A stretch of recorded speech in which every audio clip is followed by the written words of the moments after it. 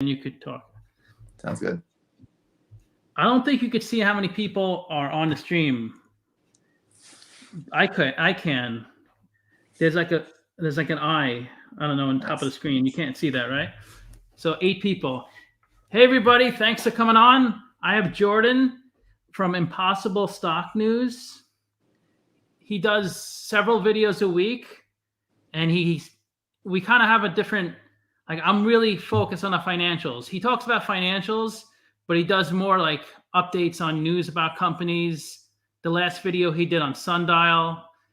So it's a great channel if you want to just keep on top of things, especially if he covers the stocks you cover. So definitely subscribe. I left a link. So Jordan, do you want to just talk a little about yourself and the channel, and then we'll answer questions? Hey Ben, what's up? Hey everybody, I'm Jordan from Impossible Stock News. For those of you who haven't seen my videos before, I cover a variety of stocks, but I also like to layer in a lot of financial education into my videos. You know, my channel is a lot about the news that's happening out there in the market, but it's also very much a blog about my trades in real time. So for instance, if you see, one of my stocks, going down 30% or up 30%, right? And, you'll see Jordan has done a video on Sundial, the last 3 weeks, and all of a sudden the stock tanked 30%.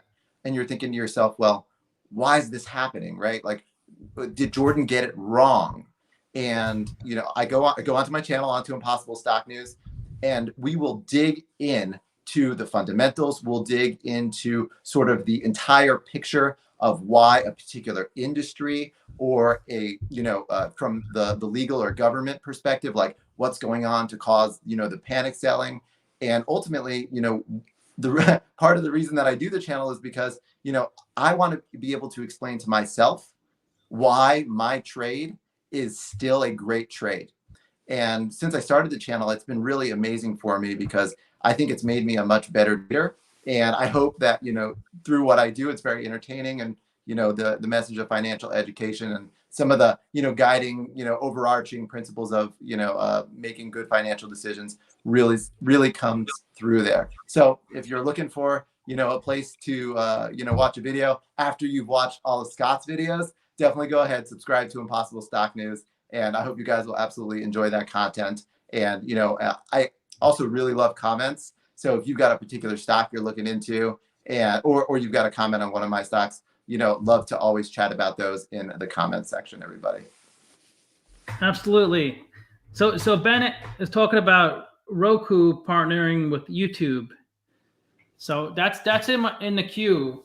Roku. It saves me a lot of money, Roku. Hey Dave, what's up? So yeah, I really like Roku a lot, but I don't really know about their financials because I haven't really looked into it much. I just know the product. But yeah, partnering with YouTube, is a game changer. They're kind of in line with each other. There's a lot of overlap, so that makes sense.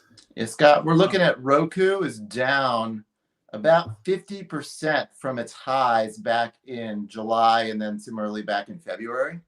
So they're down to about 229. Google says they're still trading though at a pretty high PDE. They say it's about 110.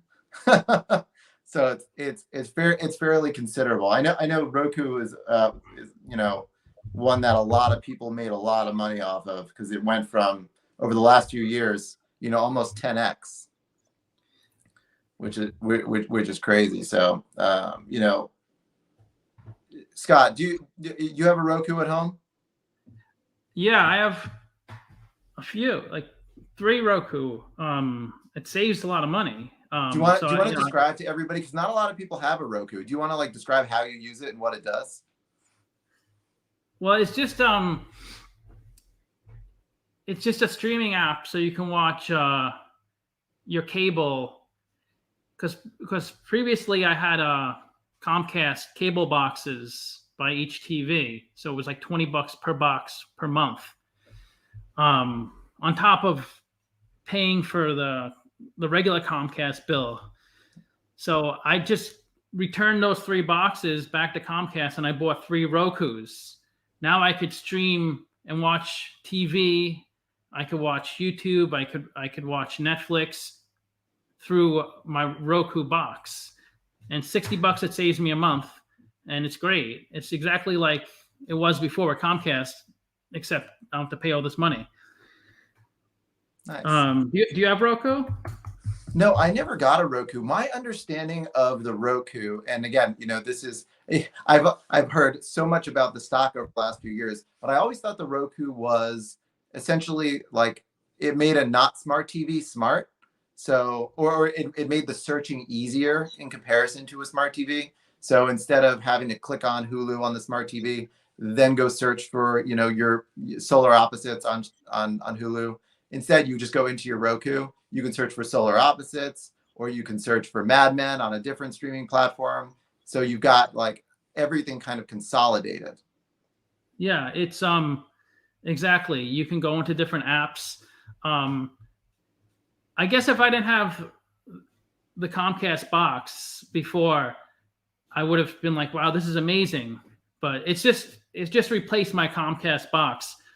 But if you don't have all those options already, but that's true. With Comcast, I could only really watch Comcast. Now with Roku, I can just pull up an app for anything and watch it.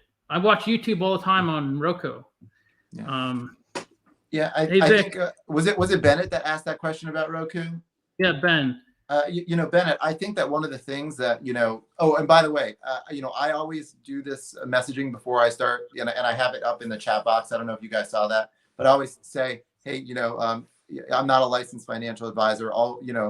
Nothing you hear from me is ever financial or legal advice, and always do your own research and get help from someone licensed when you need it. But with respect to Roku, one of the things that I would look at is, what the size in terms of YouTube's number of users is in comparison to what Roku already has under its belt. And that will give you sort of a marginal idea of what type of potential growth you might be able to get from that YouTube partnership, I would imagine. I mean, Bennett, if you've got additional things that you think might, cause the number of Rokus, out there to increase even more because of the YouTube partnership, I'm sure Scott and I would both love to hear about it. Yeah, definitely. I know that's been pretty hot in the news. You know what I've been thinking about a lot is the PE ratio. Like, I think a lot of people get confused with the PE ratio. People like, I remember this guy commented, always negative comments stand out in your mind, right? I mean, anytime somebody says something negative. So he's like, what did he say? He was saying, oh, this company's terrible. They have an 80 PE ratio. And I said, well, a high PE ratio indicates high growth in the future. And then he's like, you're an idiot. You don't even know what you're talking about. That doesn't.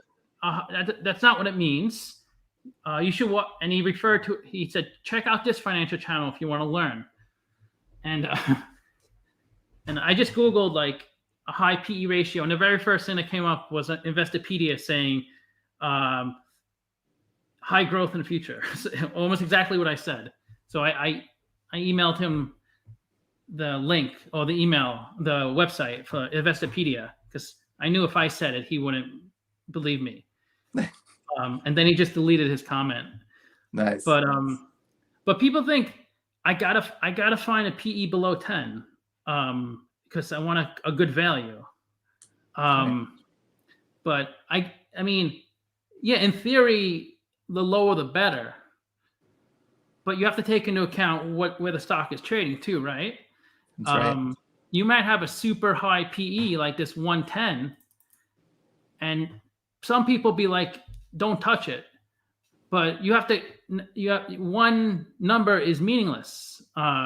Any one thing is meaningless. Market cap, free cash flow, it's all meaningless on its own. But when you combine it with all different things, then things start to make sense.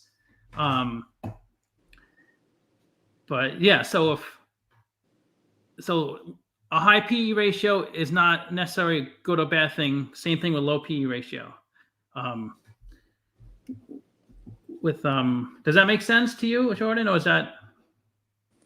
Absolutely, Scott. And it's, to be honest, I'm going to tell you, 5 years ago, I might have said the same thing that the other person wrote to you, that negative comment, because I was always telling my friends, don't buy that stock. You know, it's a million price to earnings, and they're never going to be able to justify that kind of valuation.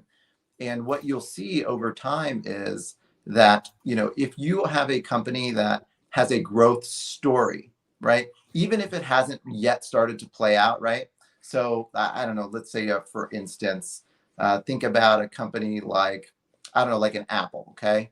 So Apple in 2016, I think, was trading at about an 8 times price to earnings. There was a huge battle between Carl Icahn and Apple, and he was saying it was so terrible, and all the other things that were going on. I think he might have put out a press release that he sold his shares. And over at Apple, they were transitioning from a mainly a hardware, kind of company, right? Shipping out their iPhones, making them shipping out their iPhones, to more of a services company. And that the services were where a lot of people saw that growth. So over the next few years, when the services business started to develop, something that a lot of people saw, you started to see Apple's price to earnings become a lot more than 8, right? Then it was 14, then it was 16, then it was 20, then it was 25, right? And it just started to climb and climb and climb. And you say to yourself, well, why is this happening? And the answer, I think, and a lot of people would tell you, was because the services business was it was gasoline on the fire of their revenue and earnings. And if they can do that, and you're in a company where you see that coming, right? Like, let's just say they're in, you find a United States company, right? And they're selling products in 2 states. But you know that maybe in the next 2 or 3 years, they're going to be in all 50 states. And they're currently trading at a 12 or a 14 or a 16 price to earnings. Well, when they're in all 50 states, right? As long as you're in a business where you can, reasonably predict what's going on, and how that growth is going to develop, that current price of earnings is going to be a joke, because they're going to eat right through that. And, the market will reward them, and generally doesn't hold stocks back that are growing like that and that have runway in front of them to continue to grow. So, I think that's an amazing point with respect to P/E, which is, if you've got a really great stock that you see all that runway and all that growth in front of, and the P/E is really low, maybe you've got a double winner. But even if the P/E is a little bit high, maybe there's an opportunity there still, if the growth and everything else that you need is also there. Yeah, there's so many factors to consider. It gets pretty confusing, and I know you guys think, I know so much, or I understand things so well, but it doesn't matter how much you understand it. You can't predict the future, and I get super confused with a lot of these companies. So don't feel like, if you ever feel lost trying to read through these financials, I feel lost a lot also. So Softbank, there's so many things people are asking, but Accelera, Softbank. Softbank's interesting. It's the giant Japanese. It's kind of like, what is Softbank? Is it a telecom company? Is it a investment bank? Is it a venture fund? Is it there's just so many things. Because are you familiar with Softbank? I don't trade much in international stocks, but I do follow Softbank's investments. So in some of the companies that they've been involved with, you'll see those stocks tend to be, some of the higher technology, some of the newer technology. Softbank always wants to be sort of in the mix there. And tell me if I'm wrong, but I think they used to own Boston Dynamics. Is that right? Let me look here. I'm not sure. So they might. I don't know. I know who owns it now. Yeah, so SoftBank used to own Boston Dynamics, and now the Hyundai, not the publicly traded, but the cabal actually owns Boston Dynamics. If that's something you guys didn't know about, go read about that. That is super scary if you think about it. Yeah, it's just it's a money machine. Like, they have so much cash.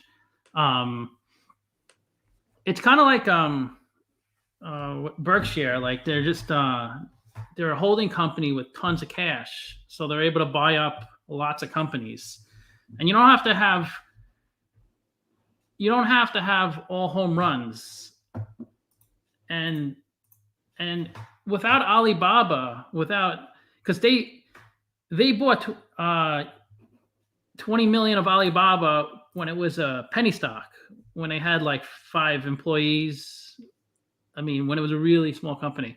Wow. And that made them, it's what, $110 billion stake in Alibaba, 110 billion from 20 million. Woo.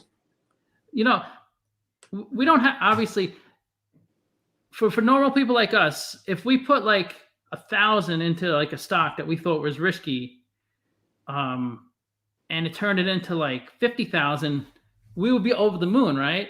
That's like such a great return. But we don't have we can't, a lot of people here could probably afford $5,000, $10,000, but when it's so risky for us to put that into a penny stock. But if we did drop $10,000, $20,000, which most people can afford probably, and then you turn that into like 10 million, like, it's life changing. But it's just too much to drop into a penny stock. And the funny thing is, even if I told you Amazon would be, it would multiply 1,000 times, but who'd be able to sit there for 25 years and watch it go? Like, say you put $10,000 into Amazon in the 90s, and then your 10,000 went to $1 million. Who would be able to sit there and not sell it? Because it went to $1 million, and now it's down to like $75,000. But if you wait a little longer, it'll be $50 million. But it's hard. Hey, Scott, you want to know the sort of the difference between Amazon back then and Tesla today? The way that I see it. Back then, when Amazon was trading very early on, even let's just say you got the first 5 or 10x, right? And there was still another 100 to come. The market cap of Amazon was still very small in comparison to the largest stocks in the market. But today, you've got Tesla with what is their what's their market cap now? Is it at 1 point something trillion? 1.1, I think. 1.1, yeah. So you're talking about a company that's at one of the top 5 largest companies in the world in terms of their market cap, or maybe the United States, whichever. But you still have people out there that will not sell their shares that went up 20x. They say, no, I'm going to get more gains in Tesla. It's going to be worth 5 trillion or 10 trillion or 100 trillion, whatever it is, right? Yeah. But when you start talking about becoming the most successful company or the highest market cap company ever, I think the odds of that are way less likely than the odds of your potential company back in the early 2000s potentially making it big with a much smaller market cap compared to the largest. And it's called, there's a principle, I might be butchering it here, but it's called like the law of large numbers, right? Like, once the numbers get so big, your growth potential just isn't the same as if you were in a $1 billion stock anymore. And I think that's what a lot of people, I think, are struggling with Tesla, is see this company that they love, they made so much money in it, and they want to continue to support it, but they don't feel right selling it, right? They feel dirty selling it. And whether or not that's a good idea, we'll have to see over the next, few years. But it's something that I struggle with watching just from an outside perspective, because I took my profits in Tesla a few years ago, like well before the huge pop. But it's everyone's got their thing, and I think the Tesla people want to stay in. And yeah, my best friend, my buddy, he put most of his extra money to invest. He only had like 15,000 pretty much to invest. I mean, he had stuff in retirement, but for his like, and he put it all into Tesla. And I'm like, you shouldn't do that. Well, I didn't say you shouldn't do that, but I said that I wouldn't invest in Tesla. I don't think this is when it was 50 billion market cap. And then when it went to like 200 billion, I'm like, now you're 15,000, 60,000. I'm like, there's no way it has that much more upside potential. Right. And now his 15,000 is like 400,000. He still kept it in Tesla. So I feel like an idiot for trying to like convince him. But you're right. Once it hits $1 trillion, like, can it go to 2 trillion? Like that, it's just from 50 billion to 100 billion. Lots of companies have done that. Right. That happens all the time. But from 1 trillion, 2 trillion, only one company or two companies have ever done that. Right. Right. Apple's the only one who's hit 2 trillion. He hired me as a butler. Exactly. But hey, Scott, one last thing on Tesla, and then if you don't mind, I remember sitting at my desk when the news came out. This was back when Tesla was the 50 billion, right? When when a lot of people were still unsure and they thought Tesla might run out of money. And yeah. I remember sitting there looking at the computer when the news came out. And for those of you who are watching, again, this might be something that we can all learn from in the future. I haven't seen it yet again, but I remember Tesla went out and they got I think it was like a $2 billion loan from JP Morgan. It was some multi-billion-dollar loan from JP Morgan Chase for a 2% interest rate when they were about to go under, right? Like where they were fully running out of cash. And you'll hear Elon Musk talk about it all the time. Yeah, we were out of money, right? And there's two reasons that was important. One was that, you saw from that JP Morgan was so leveraged into Tesla that they were willing to give billions of dollars at essentially a negative interest rate for them, right? Because they could have invested that money and made a lot more than 2% to this company. And at that time, I should have known, Scott should have known, the whole world should have known, right? That Tesla had an unlimited bankroll from JP Morgan Chase. Okay. That's so obvious, right? But it's obvious now, right? Now it's obvious. It's so obvious. Like, no, I would never think of it. It would be like, I was so against it, but right. And I was telling, we were talking before the stream, me and Jordan, and I was saying every time I get to a point when I'm like, I figured it out. I got the market. I understand it, and I'm going to be rich. And a month later, I'm like, I don't get it. I'm wrong. Everything I tried is wrong. So that's why when people like, I don't know if you see my portfolio, I do videos. People like, you give us so much information about stocks, but you don't invest in much. You invest in mostly indexes, and it's like once you hit like a certain dollar amount in your portfolio, like how much are you going to keep risking, right? Like if you have $20,000, right, in your portfolio, you want to have some risk, of course.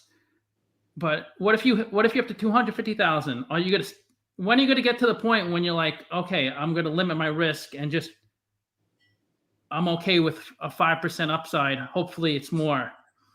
Like if you had $10 million, would you at that point you'd probably be pretty satisfied, right? No, if I had $10 million, I would put 5 in Sundial. No, you wouldn't. I would, Scott. If you haven't seen my Sundial, I've got a significant portion of my portfolio already in there, and I have dreams at night about putting more money into Sundial. But what and I feel like it's the same thing I was telling my friend about Tesla. I'm probably gonna be wrong trying to bash Sundial. I'm not bashing Sundial. The only reason I avoid stocks in the cannabis industry is because they don't get as much action by the big funds. because they don't meet the criteria of like ESG criteria, or so that's why I don't like investing in those stocks, because stock prices generally move because these big investment banks can buy 100 million shares in one shot, and that won't happen with a sundial. Scott, no, that is a fair and amazing point about stocks that aren't yet picked up by institutional investors for whatever reason, right? You know, I call it, do you remember from my channel, I call it the fluffy green stuff. So the fluffy green stuff space, you're right. There is a lot of big money sitting on the sidelines. You know, if US legalization comes and, you know, it becomes more of a standard thing in the United States, you could see that totally change. Same thing for digital currency stocks or anything related to digital currencies. Those aren't touched by institutional investors because that is a, you know, significant, you know, risk, or how would you say, it's something that there's a lot of negative current sentiment from the older generation who has all of that money. But, you know, as I you know, I watch a lot of other YouTubers who operate in this field, and one of the things that I think I've learned from them is they always say, well, yeah, I mean, you could wait for Wall Street to start backing that company, but by then you'll be late to the party, right? And so what I look for in Sundial, in a company like Coinbase, is I look for profitability and I look for growth. And if you have those two things, profitability and growth, and you're waiting for more social acceptance, or you're waiting for Wall Street to come in at some point when they get comfortable with it, you could be early to the party, and you'd rather be in a stock when it's inexpensive and then it become expensive, rather than try to buy a stock that's already expensive in the hopes that it becomes really, really expensive. So that's my plan right now for 2021. And, you know, a lot of small caps, a lot of risk stocks have gotten crushed in 2021. But, you know, if you go on Yardani Research and look at their historical price to earnings charts, like small caps are at historical lows, like very, very close to the bottom, except for like extreme circumstances. And the large caps are like close to the highs, except for like, I want to say like maybe in the .com bubble, it was still a little bit higher. So if we get a rebalancing of the market in terms of large cap, small cap stocks and risk, then it could do really, really well for a lot of the investors that watch your channel, Scott, and that watch my channel, because ultimately that's what we're really hoping for, right? Is we're hoping that, you know, Apple being at $3 trillion is an impossible stock news, and $1 trillion of that runs into all of our favorite stocks, right? When that comes down, that would be incredible. So we live and we hope. Everybody listen to what he said, because all the time people say, I'm going to wait until this particular thing happens before I buy the stock. I don't want to buy it until this happens. When that happens, when the thing you're saying happens, whatever it might be, whether it may be acquire another company or open a new factory, by that you're already late. You have to invest now before it happens. You have to invest well before something happens. So he's right. Right now is the time to invest, because people don't want to, like me, don't want to invest because of it's not as like it's not as accepted in the like the financial world, I guess.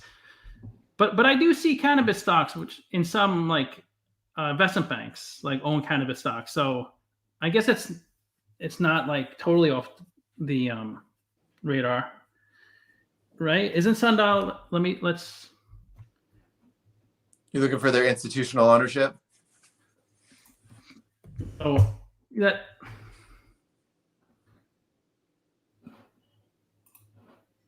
$35 viewers. We've never had 40 viewers at one time on this channel. Oh, so I guess no, it's 96% is general public. Scott, do you know why that probably is? They issued billions of shares during the run up in February of 2021. So this was kind of like a nothing burger of a company pre-meme. And then it memed. They raised an absolute ton of money when it memed. And they have redone this entire business in Sundial. And you know I love Sundial, Scott. If you watched any of that 41-minute video, you know I love Sundial. And I love that they didn't double down on growing the fluffy green stuff, because that to me is the hardest business that you can be in, is growing the fluffy green stuff. Because anybody who's got, some seeds and an indoor facility and any kind of skill set can start growing stuff and selling it, in the market, especially in Canada. So I love that they added two huge parts of the business. One is the retail side. And what I love about it, like a lot of people say, oh, Jordan, a retail footprint in this day and age, right? That's actually, sort of like a money pit, but it's not. If you look at a company in the United States, like a company like Planet 13, that is valued at like $1 billion and has a handful of stores. And then you go look at a company like Sundial that either has hundreds of stores after it finishes its acquisition of Alcana, to the extent that gets voted on this week. So if that goes through, then again, they're the number one retailer of the fluffy green stuff in Canada, right? And you're talking about a company with under, I want to say it's like a 1.2 billion or 1.3 billion dollar market cap right now. I mean, those are tiny potatoes in terms of what we would see here in the United States with like an equivalent presence.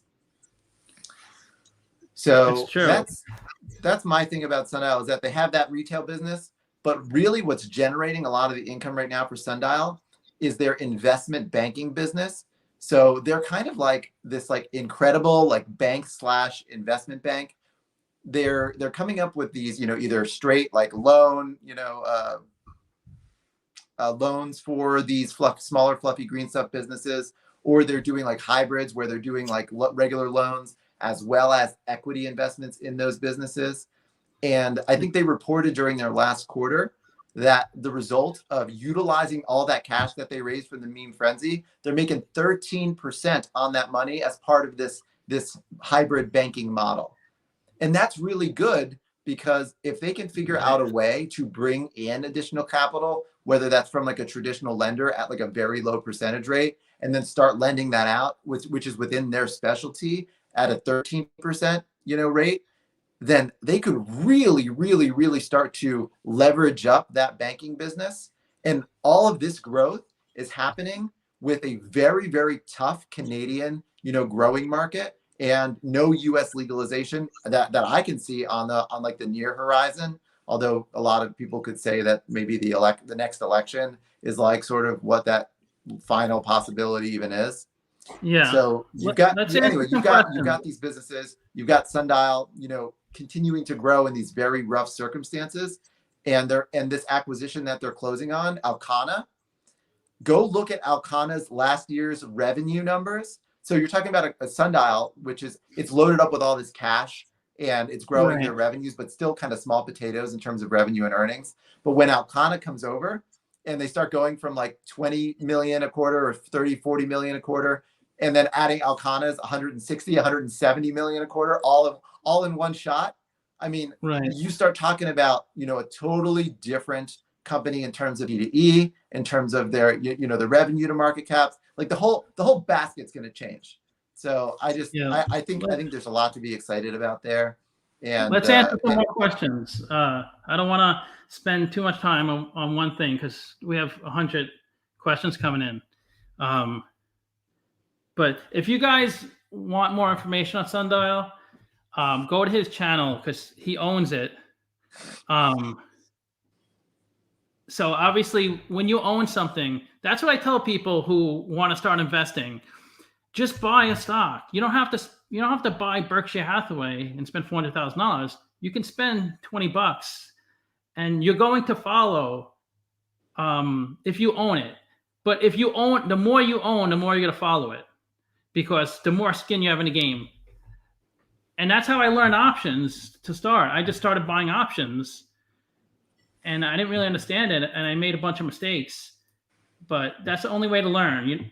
Everybody's like asking questions on Facebook. How do I learn about stocks? Or they watch video after video. You don't learn anything.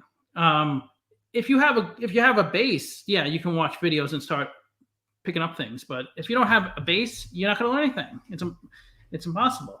So you just have to start investing. Okay, let's ask this. We're big into like on this channel. We talk a lot about like midstream stocks, oil and gas.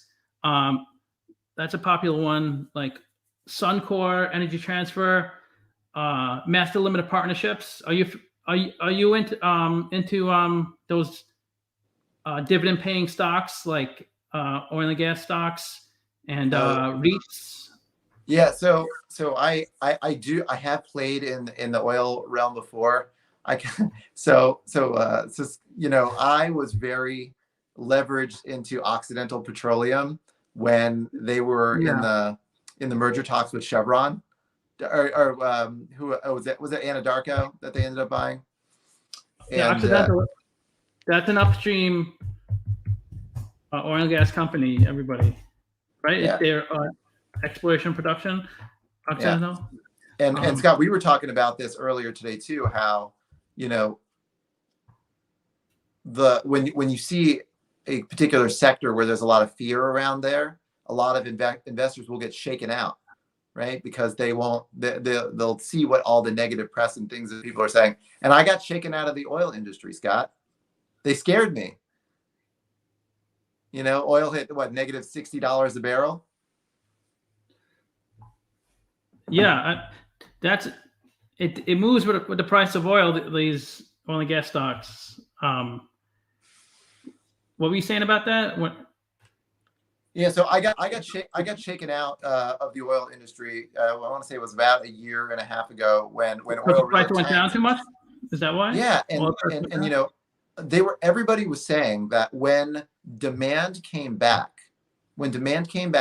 that the Middle East, and Russia and all these other areas, that they'd be able to scale up so fast to take advantage of like the prices as they got higher, that we would never see the type of prices that we've seen over the last few months. It really is incredible, the type of demand, and the fact that the supply hasn't came in to alleviate that, right? So, but you still have to counterbalance, the current demand shock with the potential long-term likelihood of success with the electrification of the world. And it's tough for those people who love Tesla and also love the dividend nature of a lot of these oil and gas companies. It's like, well, how do you balance that? I'm looking at Occidental Petroleum. It doesn't look like their stock price is correlated to oil as. Okay, here it is. No, that's when the market crashed in March. When did oil hit negative? Was it May 2021? I want to say it was earlier than that. Let me take a look here. My oil chart. Oil chart. All right, crude oil WTI price chart. Okay, so it's April 2020. April 2020. Scott, right I literally called Fidelity and I said, right hey. After COVID. Okay. What? It was right after COVID. I didn't realize it was so close to the COVID crash. That's why all these oil and gas stocks just collapsed that day, pretty much, when oil crashed. But that's the best time to buy, because you could have got it for sub 15. What were you saying? I called Fidelity and asked them when the oil barrels were negative 60, and I said, hey, if I buy this, do I have to take possession at the end if I can't sell it back to the market? And I was like, well, what would I do with all of these barrels of oil? Because if you're trading oil futures, right, and you happen to be holding them at the end. You have to send out a truck to pick up the oil. That's yeah. It's funny. Like when I was doing I was looking at marine shipping company. Who was it? Was it Nat? Nordic American Tankers. This you can't even look at the screen. Look what happened when oil crashed. Intraday, it was as low as $6 and went up to over $9 because they are you familiar with the oil tanker stocks like Tops and Ship and they just transport oil by vessel across the ocean. But these stocks went up so much because they were the only place that you can store the oil on these huge vessels. They can all hold 1 million barrels of oil each ship. You could rent a tanker and pay them to idle. You would have gas for your car for the rest of your life. You don't have to ever buy gas again. But oil in its natural when a company like Occidental, like they're the upstream, which they actually pull the oil from the ground or below ocean, wherever the oil is, but they have to actually extract the oil. So it starts with the upstream company, like Occidental, and then it goes to the midstream company to transport the oil, whether by pipeline, like Energy Transfer, or Nordic American Tankers by vessel. You have to transport the oil, and then it gets to the downstream, where they have to, what's the word? Like they have to process the oil. Would that be what like a Western midstream does with processing and then transporting? Refining. Then it has to be refined by the downstream. It could be refined in the upstream part, but generally a downstream company would do the refining, and then it goes then we put into our cars. But the oil that they pull you can't do anything with it. It has to be refined. So that's why it's really interesting once you kind of follow these companies and learn more about it. Like BP does everything. It's an upstream, midstream, and downstream. Some companies do everything. But there's a lot of midstream companies nowadays, and those are good stocks. You get a really high dividend. Are you familiar with MLPs, Master Limited Partnerships? Yes. And REITs? They don't have to pay taxes generally. They avoid double taxation. That's why companies become REITs or MLPs, so they can avoid paying taxes and pass on at least 90% of their profits to the investor in the form of a dividend. So if anybody didn't know, double taxation, what that means is a normal company like Microsoft, they have to pay taxes on their profits, right?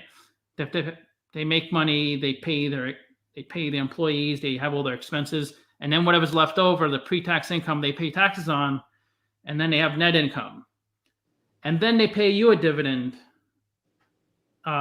maybe a 1% dividend, and then you have to pay taxes on that dividend.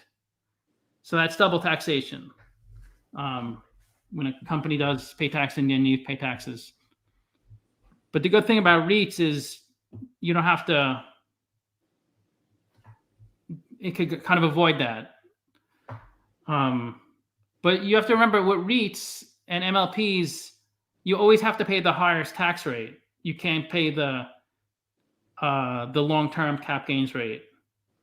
That's the only setback.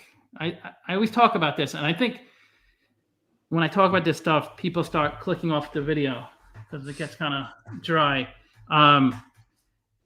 So maybe I should stop. SPR, Spirit. The SPR release was less than half the day of world supply. So okay. So Jordan, so besides Sundial, what else are you invested in, or do you feel comfortable telling us? Or Yeah, absolutely. So Coinbase, I've had a love-hate relationship with. Mostly love, very little hate. I'll tell a very brief story, under a minute here. Essentially, Coinbase is, a digital currency exchange, and to me, my understanding is that it's like considered to be like the most reputable in the United States. Okay, and their growth has been incredible. If you just go and type into Google Coinbase earnings and then go click it on, because now Google's got all kinds of fun stuff like the growth rates and the profits and the revenues and all that. So it's really fast and easy. So you go click on that, you see this, and it's incredible. And you go and you look at this company and you say, with this growth rate, with this earnings growth rate, with this revenue growth rate, how can a company with these kind of numbers be valued the way that it is? Okay. And I saw this and I said, no, this isn't right. So I went, I bought a ton of it, right, when it was in the low 200s, and then it shot up to about $340, $350. Then Coinbase issues a press release, okay? And this was along the times where people were saying all these things about Coinbase's main driver of revenue and earnings, which is their transaction revenue, was going to go down because all of these other companies were going to start reducing the cost to buy digital currencies on their platforms. And that was going to cause Coinbase to have to reduce theirs. And so even though it looked like they had this crazy amounts of revenue and earnings growth, they wouldn't actually get there. They wouldn't continue to grow because of this competition pressure. So around the $340 mark, they issue a press release that says, we Coinbase are going to, try to do this subscription-based service that doesn't have as many certain fees like for people who trade a lot.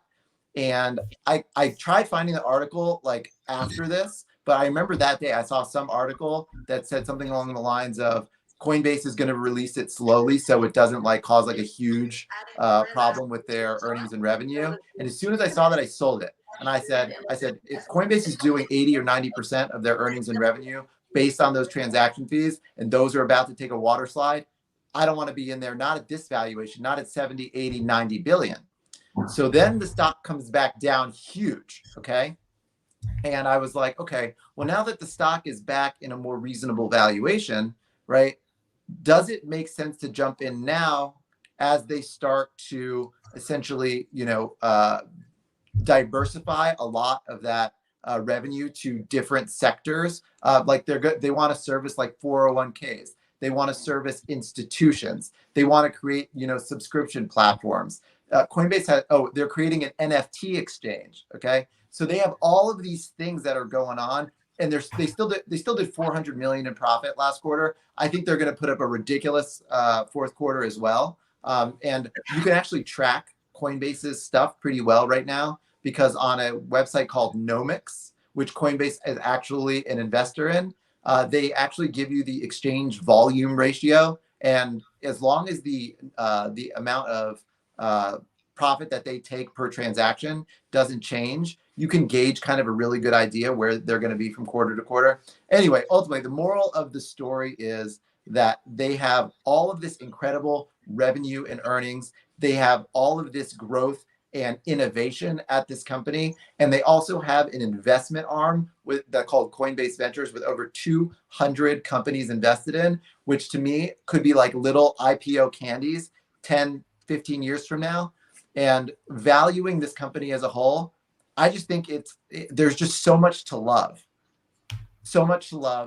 and I'm just really hoping that we get an S&P inclusion at some point, right? And as Scott was saying earlier, once these sectors get more love, once institutions start to finally invest in them, if you get an S&P 500 inclusion, right? All of these institutions potentially that weren't investing in digital currencies now are finally in Coinbase. So again, these are the trends that I try to follow. I try to use my brain now a lot differently than I did 5 years ago when I was trading, to try to see what the future looks like rather than trade more reactively. Right. Sometimes I feel like knowing a lot hurts. Sometimes I'm like, I wish I didn't really, if I didn't understand something this well, I probably would have invested in. Like, I wish I didn't understand Tesla. I wish I didn't. I wish I would have invested in it and not thought about it so much. So I think you should try to get to the point where you don't want to be like clueless, but you don't want to know too much. You want to kind of be in the middle. I don't know if anybody, like, I remember in college, we used to always play darts at the bar, and after, like, at the second, third drink, I would play great because I was comfortable and relaxed. Before I drank, I wouldn't play well because I'm all uptight. But at my second, third drink, I would play the best. But after, like, the sixth, seventh drink, I would be horrible again because I'm too drunk. So same thing with investing. You don't want to know too much, because then you overthink things like me and you miss out on opportunities. I understand, like, knowing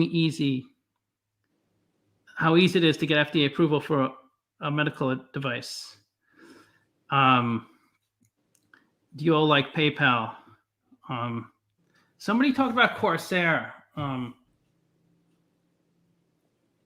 Yeah, I have a massive position in Corsair, Scott. I really like Logitech and Corsair. I think I like Logitech better, and sometimes it's hard for me to explain. Like, sometimes you just kind of have feelings about stocks, but yeah, I don't like the fact that, as you can see, Corsair, their revenue is down a ton from each quarter. And we expected this, right? Because as things open back up again, they're not people stuck in their homes is like the greatest thing for companies like Corsair and Logitech, because they're using their computers more, and they need to buy things, and then they suddenly didn't realize how much they like gaming, so now they need a new mic. And but I think it's a great investment, and if you could pick it up, like as you can see now, it's coming down because people are losing faith. I think it's a good time to buy it, because it's going to come right back up. Because the good thing about like COVID kind of forced people to probably shop at Corsair where they wouldn't have. Now they have more customers. They have a bigger base of customers to work with. So you said you have Corsair in your portfolio? I've got a lot of Corsair, Scott. So wow. The way I played it was when Corsair was very popular, when it was back in like the mid 30s. The enthusiasm in the stock was causing the options to be very, very high. So I was like buying the stock at like 32, selling the $3 or $4 call. And then, I did that a few times on the stock. And then, over the last quarter or so, like I was even like up into the mid to high 20s. But then, as the shipping container problem, and and you could also the pandemic situation kind of slowing down, the stock started to come down pretty hard. I mean, you should listen to these last couple of Corsair earnings calls. And by the way, I also do live earnings calls on the channel, Scott. I don't know if you've seen any of those. No, I'm gonna keep an eye out for your. So yeah, like when CEOs like complain about the container problems, 20, 30 times in a call, I'm like, we don't want to hear you complain. We want to hear how you're going to fix the problem. And I think a lot of people may have taken a clue from the CEO, which is this guy is more of a complainer rather than a fixer. And everybody wants to be in a company like a Tesla, where you got a genius that is ahead of the game, figuring out how to solve those problems and continue to drive those revenue and earnings. Yeah, no, it's true. And it's funny because I remember like there was companies that like filed bankruptcy or were getting close to bankruptcy. And I remember listening to their earnings calls the quarters before they filed bankruptcy and how great everything was and how like so that's just how it is. They're always optimistic. But it sounds like Corsair has more of a realist, not a kind of like the way I was when I my first 100 or so videos, I would only tell the truth. I wouldn't. I mean, I tell the truth now, but I would complain about companies, talk negatively about them, but I try to limit that because people get a little sensitive if I bash companies. Yeah. But Scott, you know, part of the Impossible Stock News, the whole point was to, you know, have that financial education out there, right? So, you know, you'll see some of these meme stocks go up 5 or 10x, and then people are so angry when they get obliterated later on. And so, you know, I'll go and do a video and I'll talk about, okay, you know, this particular SPAC is going up because of the high redemption rate. And then ultimately, like when new shares that, you know, are finally issued after the pipe comes out, you know, that's what causes, you know, the fact that there's all these new shares to sell and crushes the stocks. But people are like, oh, you're talking negatively about my stock, or you're saying it's going to come down. And so I'm not going to watch your channel anymore. Even though, you know, I'm trying to spread financial education to explain how the meme stock works around SPAC redemptions. But sometimes it's tough, man. You know, it's tough.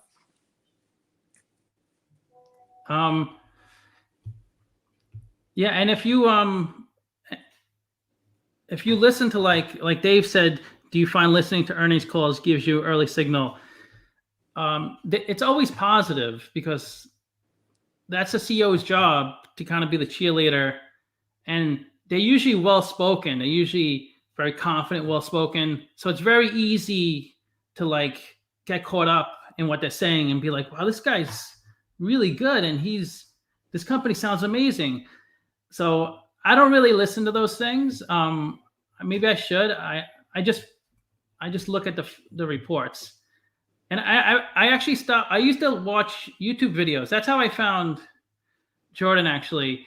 I forgot what company I was doing research on, but I used to watch videos a lot of YouTubers to like get information, but I kind of stopped that. I rarely do it unless I'm real stuck on a company and I can't figure something out.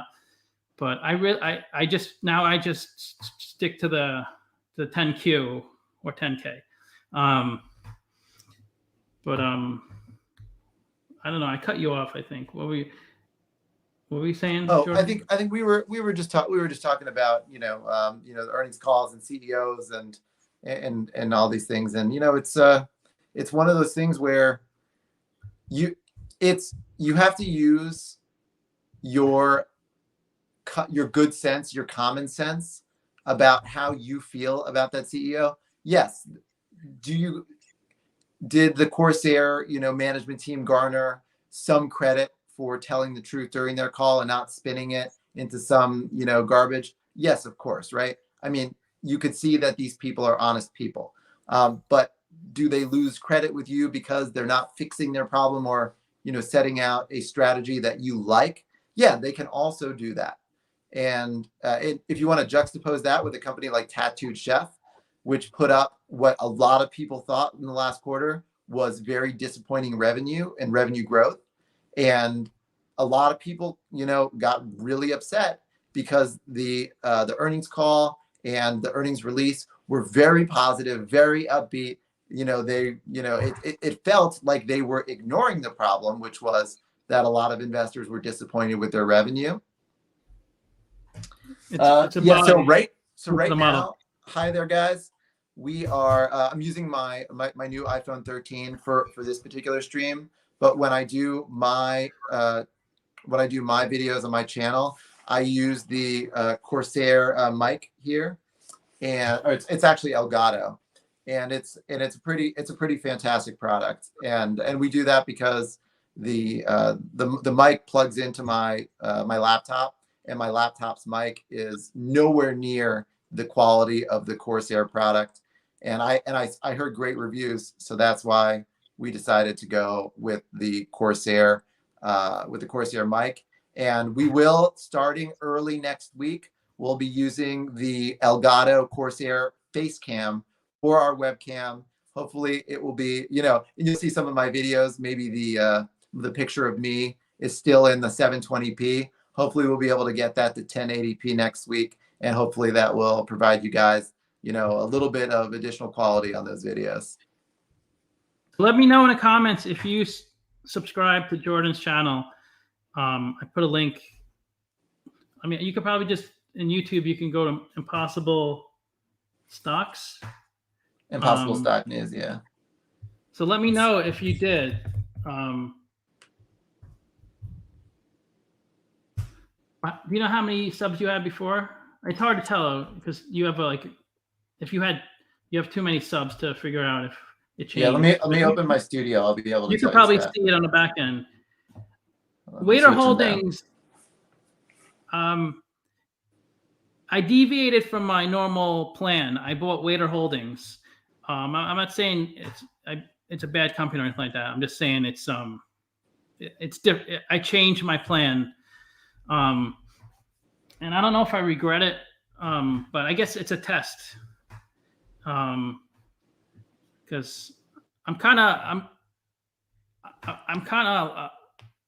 don't think I used to be really risky trader. I used to trade options. I would put everything I have into one stock if I felt good about it, like 100% of my portfolio. I would. I don't do that anymore. I'm more conservative. But I think once you hit a dollar amount, that's what I was trying to say. Like, I don't know how much you guys have invested. Say you have 20,000 that you're working with. At what point are you going to stop taking risks? Like when you hit 1 million, when you hit 300,000? That's what I feel like. I hit that point. There's no reason for me to take a risk and lose. But I'm changing it around. I bought that Forte Biosciences. So I'm taking some risks now just for fun. And we'll see how it works out. Well, Waiter, I was up like 70% after a week with Waiter. And I kind of wish I sold. I don't think it makes sense to, because if you have $10,000 in your portfolio and you put 500 into a stock and it triples, like that's a huge, like percentage wise, it's a big difference. But if you have 1 million, unless you're willing to put 20, 30,000 onto a stock, a risky stock, which probably shouldn't do, it's not gonna change. It's not gonna move the needle much. I think you should take a higher risk when market crashes. I'm so annoyed that I sold almost a lot of my stocks before the market crashed, and I should have put it back into the market when it crashed, but I didn't. But you know, everything's hindsight, right? We always look back and we're like, oh, why didn't I do this? Why didn't I do that? If a stock runs up beyond valuation too soon, do you sell or hold? So my strategy is when I buy, pretty much, except for Waiter and this FBRX, which is just kind of a test. Whenever I buy a stock, it's never to sell. I don't really sell unless I need money for, like when I opened my business in 2012, I sold a lot of my stocks. Well, I don't usually touch my retirement. I just kind of let that grow. But all my non-retirement, I sold most of it when I started my business. And then right before the market crash in 2020, I sold most of my stuff. I paid off my house. It just happened to be right before the market crashed. I just got super lucky, but it came right back up. So I probably would have had more money if I didn't. Why not set aside 10% of your money? You could play the lottery if you want, but you're never gonna make a lot of money in the long term if you keep putting money into risky stuff. It just doesn't work. I don't know. That's just what kind of business? It's a franchise. Tutoring kids in mathnasium. Ben is actually he was a student and worked for me. Nice. But he's the only person I know in real life on the stream. Well, Everybody else. Yeah, nice of him to What's join that? us. He usually joins. He's a member too of the channel. I don't know. It's just hard for me to explain. I just don't see the benefit once you hit a certain dollar amount. I see the benefit if you have only a few $1,000s to put $50 or $100 into a stock if you have $2,000, because it's going to make a big difference. So, but it's hard to drop $30,000 into a penny stock. It just doesn't seem to make sense. And if you put 1,000 into a penny stock and you 10x it, and you have $1 million in your portfolio, it doesn't make a difference. But I don't know. I guess everybody has their own views on things, right? Yeah, I'm going to be a degenerate for, as long as the stock market's still open, Scott. So if we, if Sundial pops one of these days and finally memes like everyone, wants it to, and it goes to $5, I'm going to take that $100,000. I'm going to find the next Sundial, hopefully. But again, and I've tried doing this, Scott. I've tried doing it. I've tried finding another stock that's that popular, that has earnings, that has that much cash, that has all the other things, and I can't find it. It's hard to find. Which is, I know. Yeah. I feel like that all the time. Yeah.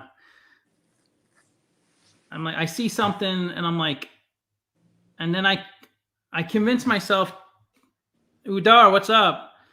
I convince myself, oh, this is amazing. Like with Nokia, I'm like, this is amazing. And then like a week later, I'm like, yeah, it's terrible. I'm not gonna bet. It's really hard. I would like to hear you guys do a quick analysis from the chat. What does that mean? To do a quick analysis from the chat? Maybe just go over some of the comments. Oh, you're the one who asked for Triteris. That's still on my spreadsheet. But the thing is, if you ask for a stock, well, if you're a paid member, I kind of have to do it. But I'm waiting for third quarter earnings on a lot of these companies. Like same thing with Triteris. They haven't released third quarter earnings, so it's I don't want to I don't want to make a video, and then a week later the financials are old. So that's why a lot of these companies I'm waiting to release their third quarter. But a bunch of them have. I'm doing Dare Biosciences. But if I just want to see what you both go for first. I'm not sure what you're asking. I just want to see what you both go for first. You mean what we buy first? AMC when it was $2 and sold at $2.50. I know, Scott. I appreciate you. I'm waiting tables right now, working night shift.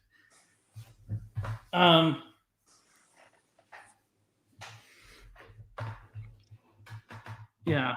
So some people, like, if you wonder why I do certain stocks often, or like, so if you're a paid subscriber, I kind of have to do it.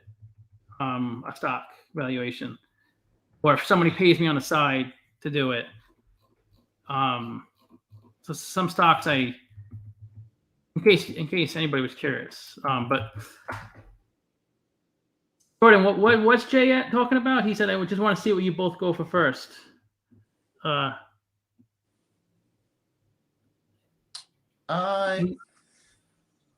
don't know. I think he either wants us to do more more stocks from the chat, or he wants to hear about our main stock picks, maybe. You know, what we love in our portfolios. But it sounds like he's just having trouble with the chat right now. Well, he'll give us some clarity hopefully soon. Yeah, like who's Dave? Like, yeah, any money you put into stock, you want to make money. So let's say you put 1,000 into AMC, like you're saying. And when how you we invest diagnose a stock, Scott? Like what's the first thing we look at? Yeah. So yeah, let me get to that in a minute. So the reason I don't like investing in things like AMC, or I am investing in Waiter Holdings, which I said I change it up just to, it's just really a test. But when I invest in if you, like this person said AMC, right? So when it goes, if it went up to 1,500 or 1,000, say a month later, that's a 50% return. I mean, $500 may not change your life, but still 50%. So you may sell it, and then it goes up to 15,000 because of all this. So then you're pissed off. Oh, why did I sell it? Why did I sell it? But what if it like a lot of stocks? What if it went to 1,500, then it went down to like 600, and then it sat at 600 for like a couple of years? You'd be annoyed, right? I know the future's unknown, but my point is, I don't invest in stocks to time it. If I invest in it, it's just forever, or until I need money, like when I paid off my house, things like that. So I don't have to like think about anything. I'm invested in like Berkshire Hathaway and Apple and Costco, and I don't care where they go, stock goes. I mean, it doesn't matter if Costco goes down 10% this week. It doesn't bother me at all. I get annoyed when Waiter goes down a lot because I'm like trying to time it, and I don't know how to time it. There's no way. So I just buy it, and I literally don't even check my portfolio. Sometimes I go months without checking it. Really. I mean, I do see stock prices, so I know kind of what's going on with the stocks. But okay, so what's our process? Jordan, what's your process for Right. So I think the hardest part about getting into a stock is knowing the stock first. Okay. So utilizing tools like Scott's channel, a great way, especially in the chats, a great way to like find out some stocks that other people are trading. So once you have that list of stocks that you're going to investigate, one of the first things I do is I figure out what the company is and what it does. And then I look into its balance sheet. Okay. And when I go into the balance sheet, what I look for is I look for their assets and I look at their liabilities. And if they have a lot of assets, let's just say $10 billion in assets, and their liabilities are only $1 billion, I know I'm in a company that. Let me just, before you go on. So what he's saying, and I wanted to do the video on this, how to read a 10K, but so when you first, if you're not 100% familiar, even with Microsoft, you probably don't know exactly what they do. There's probably a lot of things they do you don't realize. So what Jordan said, the first thing you want to do is go to the business section of the 10K. Don't listen to other people. Try not to. Try to do this first, and then if you want to listen to other people later, you can. So he's saying you want to read about the business, what they do. I bet you there's a lot of things you don't realize Microsoft does, and there's some things they don't do what you thought they do. So read about it. It could be like 10, 15 pages. And then he said, what's the next thing? He said you go to the balance sheet. I go to the balance sheet. I look at the assets and the liabilities to get an understanding about whether or not the company is healthy. because everybody's biggest fear in an investment should be that that company could go out of business and result in you having $0 in an investment, right? That your money goes to zero. And if you have a company with a lot of assets and very little liabilities, the odds of it going to zero are significantly less unless you've invested in a dumpster fire. And, you know, we could talk another time. Maybe Scott and I will come back again. We'll talk about what dumpster fires are. But, you know, essentially if those two numbers are right, and then you go into the third step would be look at their revenue and earnings over the last couple of years, see if they're, you know, they're doing well, they're profitable, see if the numbers are going up or if the numbers are going down. And that's sort of how I get into the stock and understand, is this a healthy company? You want to, here's a quick filter that I use. Okay, I open up the 10K. If it's above 200 pages, I close the 10K, and I move on. The longer the 10K is, the more information it's trying to confuse you with. That's not 100% true, but it's kind of true. When you go to 500-page 10K, they don't need. This is Microsoft, one of the biggest companies in the world. This is what you want: 116-page 10K. Okay, they just giving you the information. They're not trying to like confuse you with a million different facts. Okay, then you go to the income statement. If you could understand it, what these terms are, then continue on. If you can't understand a lot of the terms, look how basic Microsoft's income statement is. Revenue, the product and service revenue, cost of revenue, product and service, research and development, sales and marketing, general administrative. It makes sense, right?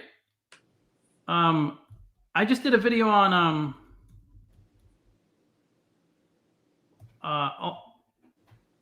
let me show you. Sorry for cutting you off. I just did a video on Outset. This is 1/1000th of the size of Microsoft. So you would think, okay, they don't have much to talk about, right? It's a 50 million market cap company. So it should be pretty easy to figure out, right? Look how ridiculous their income statement is. Which one is this, Scott? Outset eHome. They have they're trying to like build like these communities that have you know, all solar communities, all if you buy a house, you get a Tesla with your purchase. Nice. It's called Alsat. It's Tesla backwards. ALSET. And Tesla has nothing to do with the company. They're not like, but look at this. It's so confusing. Like you have interest income, interest expense, which is normal. Then you have foreign exchange transaction gain. This is only 5 million revenue company. So obviously you shouldn't expect that much going on, 5 million revenue in a quarter, but they had $500,000 in foreign exchange transaction gain. They have 5 million in unrealized loss on securities investment. They have a 2.5 million loss, a 2.5 million realized gain, 190 million of equity method, 27 million of, I mean, this is crazy. And this is just a tiny company.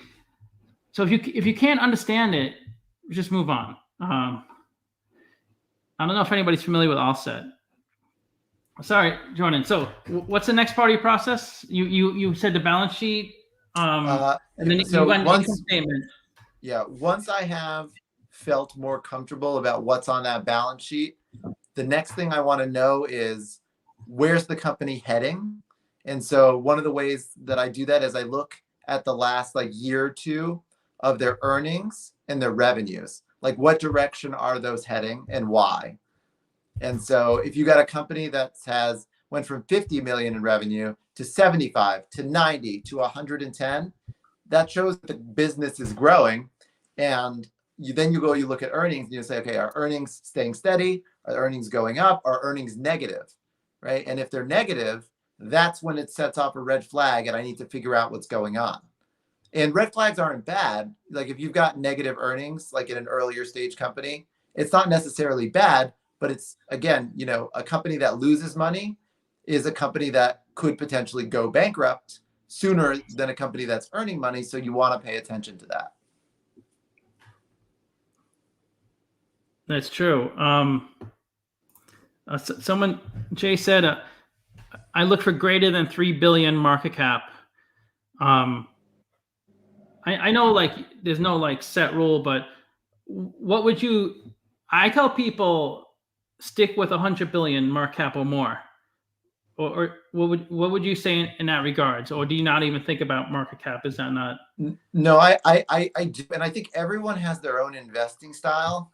But so, in my heart, I'm very much a value investor. And yes, does that mean value in individual stocks? Absolutely, but it also means value in sectors. Okay, and so if a sector is trading at a ridiculously low level, like we talked about earlier, how small caps right now, sector wide, are trading extremely low. Over time, right? History is history. And over time, generally, if you've got 50 years of stocks where small caps trade at on average at about 25 PDE, and right now, and I'm not saying these are the exact numbers because I don't know them offhand, but let's just say right now they're trading at 15, and historically the average is 25. I think it's more likely that the small caps move strongly over that time rather than the large caps that are trading at these historical high PDEs sector wide continue to push through. Now that thesis has been a total, incorrect. It's been totally incorrect the last, I would say, year plus, with companies like Apple, Amazon, Netflix, Google, Tesla skyrocketing their already ginormous market caps to even more insane market caps, like numbers you couldn't even believe. But that's what's happening with those stocks. So my hope is that there's a rebalancing, which is why I'll continue to invest mainly in the small caps, although I did invest in Alibaba the other day. And if in fact you get your large caps and your small caps, and at some point they do this, that's when you'll see your Corsairs, right? Your $20 stocks start to get valued at more reasonable, right? And they'll start to push, and you might get a 30 or 40% run in Corsair if Apple comes down 5 or 10%, right? If those rebalance. Now those big cap stocks could stay high, right? And your small caps could run just themselves to get back. But the market is a product of supply and demand, right? Supply of stocks and demand meaning how much money people have to invest. So the government printed a lot of money recently in the last couple of years, and the question is whether or not we need Apple to come down and that fresh cash to be thrown into small caps at some point, or if there's still dry powder somewhere to boost up these small caps. A lot of very difficult questions, probably for a PhD in economics, right, Scott? They don't know anything. We know a lot more. Like you can't overthink and analyze. There's a lot of. I know we'll get it all one day. We'll get it all one day, and I still have problems with it too. But there's so much more market psychology than anything else. Like if you can somehow gauge the market sentiment, that's the hardest thing to understand. Financials are easy, but market sentiment is almost impossible. If we can do it, then we would be super rich, right? It seems easy after the fact. It's like, oh, why don't I just put 20K into GameStop and AMC? It's obvious. But how did you? Yeah. You could have said the same thing about Zomedica and Sundial. Why don't I just put 20K into that? your 20K would be like 2K right now if you did that. I don't want to talk bad at Sundial because I know. Are you down a lot on Sundial? So I am down a considerable amount, but at the beginning of Sundial, like well before I started my channel, I started off with selling calls against those shares. The stock was trading somewhere between $1 and $1.10. Scott, oh, did I lose you? Scott will be back. The stock was trading somewhere between $1 and $1.10. And I was able to get like 35, 40 cents on those calls. And ultimately, that led me to, have a lower, average price in my own head, but not for tax purposes. Scott, I was just telling everybody that when I first bought Sundial before I started the channel, I sold some calls on it, which helped me reduce my average price in my head, but not for tax purposes on those shares. So even though my account says, hey, Jordan, you're averaged in at $1, in fact, like if I made 30 cents on those shares through those calls, really my average on it, which is why I'm still profitable, very profitable for the year. And, just a couple of days ago, Scott, middle of November, when Sundial was at 90 cents, I was at 40 something percent for my entire portfolio for the year. Okay. So I do have a very Sundial dependent portfolio right now. I'm still profitable, but my goal was to do somewhere between 40 to 50% this year. And I'm hoping, when Sundial comes back, those numbers will look more real. But since I'm really waiting on Sundial to like move a lot bigger, I'm trying not to worry about the fluctuations from 60 to 70 cents to 90 or, back and forth. And Scott, I'll message you whenever Sundial really does pop. You got to come back on my channel and watch those videos. I mean, if it pops, right? Because we're gonna be having a party at Impossible Stock News if that happens. You're gonna retire. Potentially. If Sundial pops, you're gonna retire. Oh yeah. If Sundial like memed like legit like AMC and went up to like $30 billion, that would be close to retirement money for sure.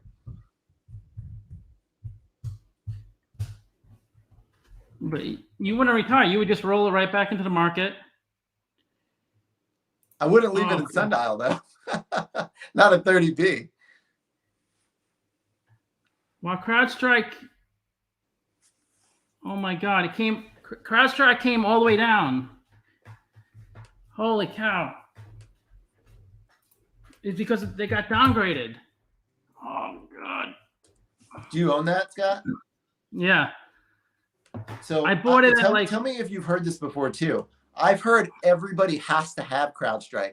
I heard they do something that nobody else can do. Is that true? That's what I thought. And I had it. I had 70. I put 70,000. I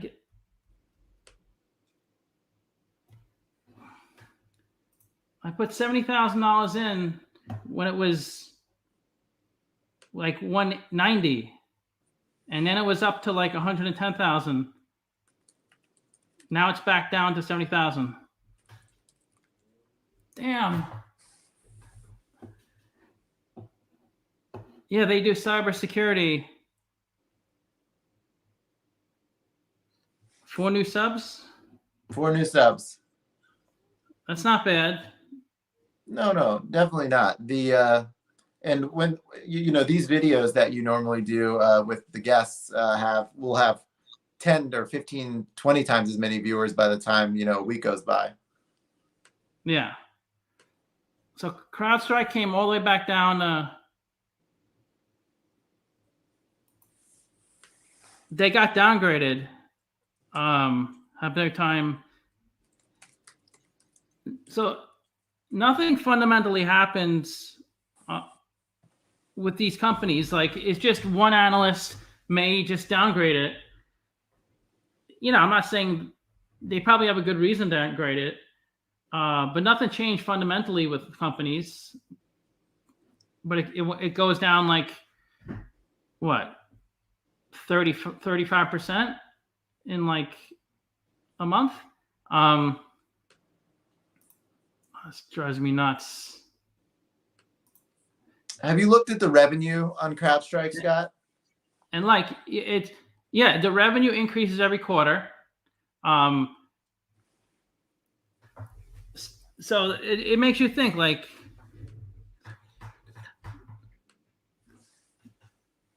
yeah, Dave, yeah, alerts. Like there's so many stocks and there's just so much to keep track of. I don't know. I don't really like put like like once CrowdStrike hits this market cap, then I buy it. I generally don't do that. I don't wait. Generally, what I do is if I have money, then I invest it. I look for something to invest it in. If I don't have money, that's the only time I invest, when I have money. I don't wait for something to happen because I don't have any money unless I sell something else, which I usually don't do. Did you do that, Jordan? Do you have like these these indications? Once the price of sales hits this level, then I. Yeah, so I do that for certain stocks. Stocks that I believe have value that I own, but I value them more at lower prices.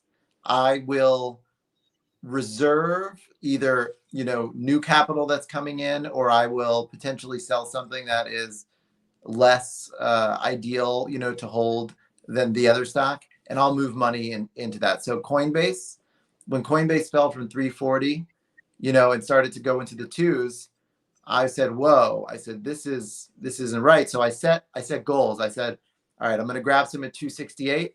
I'm going to grab some at 240. If it hits 220 or 210, I'm going to grab more, but it never got to 220 or 210 yet.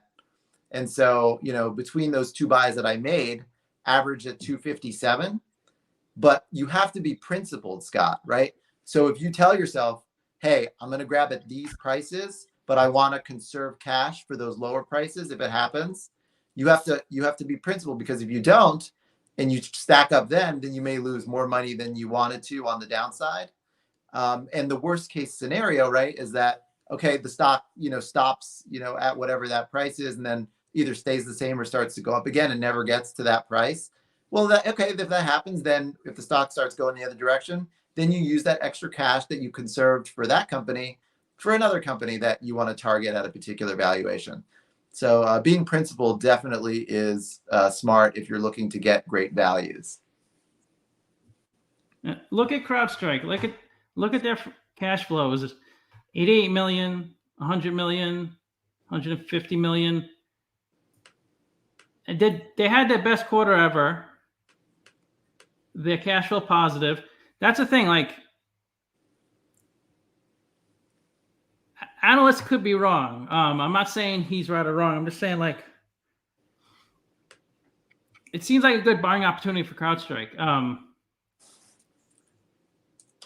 The thing, cybersecurity is so important, and they're on the cutting edge of it. They're kind of like, they have the best technology. Why does it say NA for PE?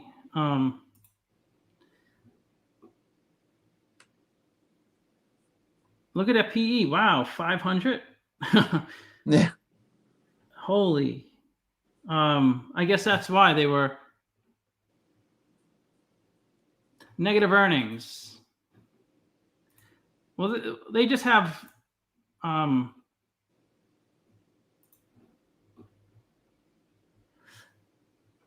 do they have positive? What are the write-offs? I gotta do the video of CrowdStrike again. Oh, they have a lot of depreciation because of all the equipment. So the net income is actually not a bad thing for CrowdStrike. What do you mean? So like when you go on Google and you go to CrowdStrike earnings, you see like negative net income on Google, like for each quarter. But you're saying that that might be depreciation. That might not be actually be the, what the Well, change in cash is for the business. yeah, that's what I'm asking if everybody knows, but because they have positive cash flow every quarter. So I'm just curious, what are the write-offs that are bringing down their net income? Because look, every quarter it's positive. It must be depreciation. Does anybody know?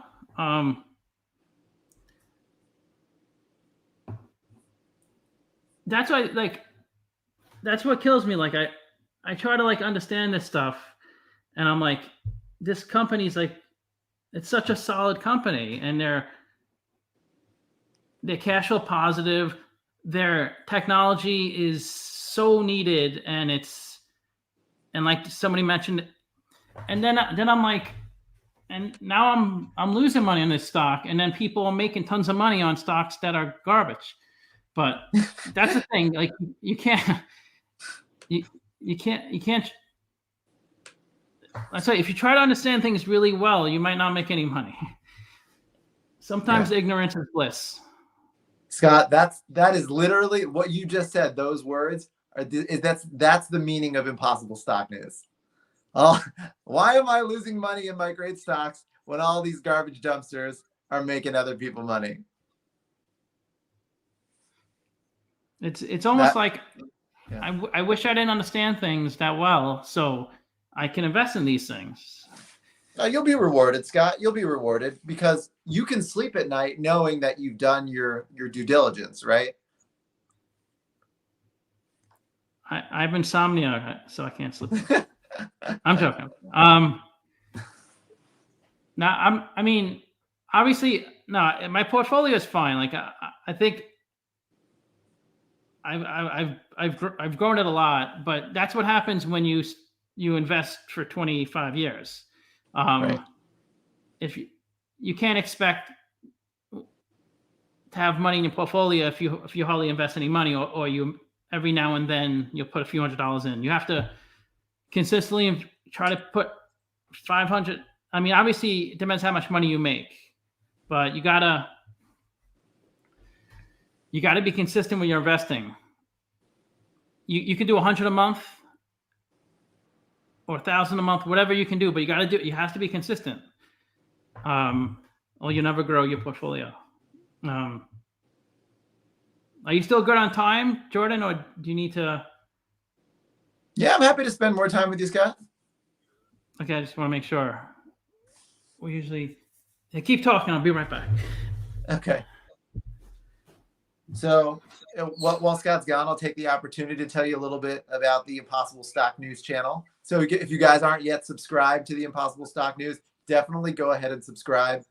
We've got some incredible content out there. We also do live earnings reports. So as the management team is literally talking, I'm on the earnings report. I go on there and I'm like, I call out all their BS. I call out all the great things that are going on at the companies.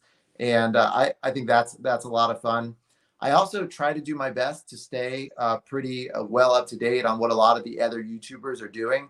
And one of the things that I think is super important for my investing in my portfolio is that at least some of the big YouTubers are talking about the stocks that I invest in.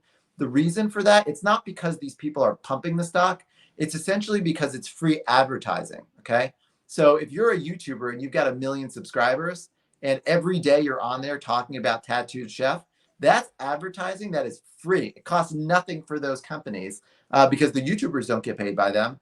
And ultimately that has value, especially in the small cap world. So I love to get invested in companies that other YouTubers are in. And then I kind of do the analysis that we talked about with looking at the earnings reports, with understanding the revenue and earnings, from the last couple of years, to sort of getting a feel for the business, what that looks like over the next couple of years, right? That is the work that I do. And I kind of try to filter out a lot of the garbage that the YouTubers are talking about, and then ultimately water that down into what I'm investing in and why I'm investing in it, which is how we get to what our portfolio looks like at Impossible Stock News. Which is, to try to invest in quality companies that we think are going to do either really well in the short term or the long term, and explain why and what our moves are. Yeah, another thing that I do in order to make, you know, some profits even as we go along with this long-term strategy is sometimes if I love a stock, I'll do two things. Like sometimes I'll buy some shares just to hold long, and then I'll buy some shares and sell calls against them. So some of these very popular stocks, you can sell a call against it at the price that you bought it at for like a month out and make 10 or 15% on that call. And your worst case scenario, right, is that you end up holding the shares, you know, after the expiration date, but you're 10 or 15% less, you know, in terms of like, not for tax purposes, but in your own brain, you know, you've got that cash in the door, which offsets, you know, the potential paper losses that you have, not for tax purposes, obviously. But, you know, that and if it sells off, you know, you make 10 or 15% in a month. And that's income that I've used this year to really, really, really drive a very strong year for me there in the market. So that's been my story with the channel, which is I try to, you know, learn a lot about, you know, stocks, whittle it down to my portfolio, and then figure out how to make money off of those stocks. Yeah. So I have some money coming in, so I need to invest, and I think I'm gonna put it into maybe I should do a live stream while I'm investing so you guys see, but I think I'm gonna put Intel. I'm gonna put a lot into it. My favorite stock is Facebook, which I own a lot of, but I'm gonna buy more Facebook. Well, Meta. Even though the fourth stimmy will come in sometimes. AMC too risky. What else do you guys think I should invest in? I was thinking Energy Transfer, ET, FB, INTC. Those are the three stocks I plan to buy. I probably want to pick up some Microsoft because I don't have any Microsoft. And add some Apple.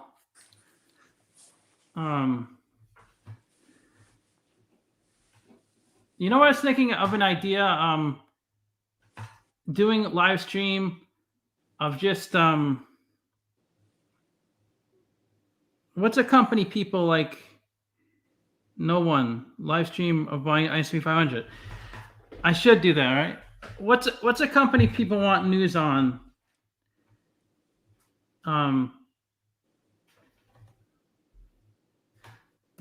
That's AMC.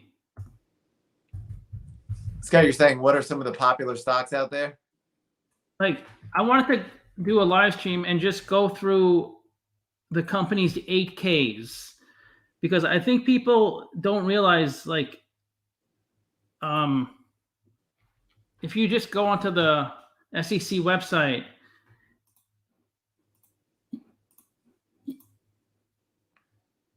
you can get a lot of information by reading through their 8Ks. Like if the company is gonna issue more stock or buy back stock or change management, and a lot of times people don't know about this stuff because unless a YouTuber talks about it or unless there's a news story about it. Yeah. So Scott, are you worried about buying in the next 20 days while we're still in tax loss harvesting season? Not really, but yeah, it should. Yeah, stocks should come down because people are selling off to try to take in the losses to. But I generally am bullish on the market always, and even if I don't time it right, I mean I'm still in the long run. So, but you think the market's gonna come down a lot because people are gonna sell off this month? Yeah. So I've been trying to be principled with my cash that I have left to my dry powder to put into the market. So I've been adding slowly. Like I might add 500 shares of Sundial, you know, on a dip. but I might have enough money to buy 10,000 shares of Sundial. But, if I still have 20 days left in this tax loss harvesting season, and I know that Sundial is down pretty substantially on the year, then why do it now when the turnaround for Sundial might not be until January 1st? And again, that's not science, but it slow and steady for me has been a good strategy to average in at lower prices during known times that the market could be tumultuous. So that's what I'm trying to employ now. Yeah, I mean, yeah, if it comes down a lot, then yeah, it would have been better if you waited. Is that just a known thing? Does it always come down in December? Some years not, especially if the market is up for that year, because if everybody's up on most of their stocks, there's not a lot of tax loss harvesting. But this has been a very terrible year for small cap stocks. Very terrible. A lot of the mega cap stocks are all up huge, but the small cap stocks aren't. And a lot of the people who watch your channel are we're all piled into a lot of these names that are very popular out there that maybe didn't make money this year. So that's something that you want to think about. And by make money, I mean in terms of their stock price for their investors. So yep, if somebody wants to take their profits in Apple this year, maybe they turn around and they go sell Coinbase, which they bought at the IPO, right? That they may be down 40% on that. Yeah, I mean, does everybody understand what tax loss harvesting is? Because you don't pay taxes unless you sell a stock. Like you can't pay taxes. Well, you could pay on dividends, I guess, but so if you're up $100,000 on a stock, you don't have to pay taxes unless you sell it, right? But that's who wants to pay, like, say you invested $100,000 and now you have $200,000 on that stock. Who wants to pay $30,000 taxes? So what you do is, to offset it, you have to sell something at a loss, something that has been in the red for a long time and you can't stand it. So just sell at a loss, and then they kind of equal each other out, or you pay less taxes.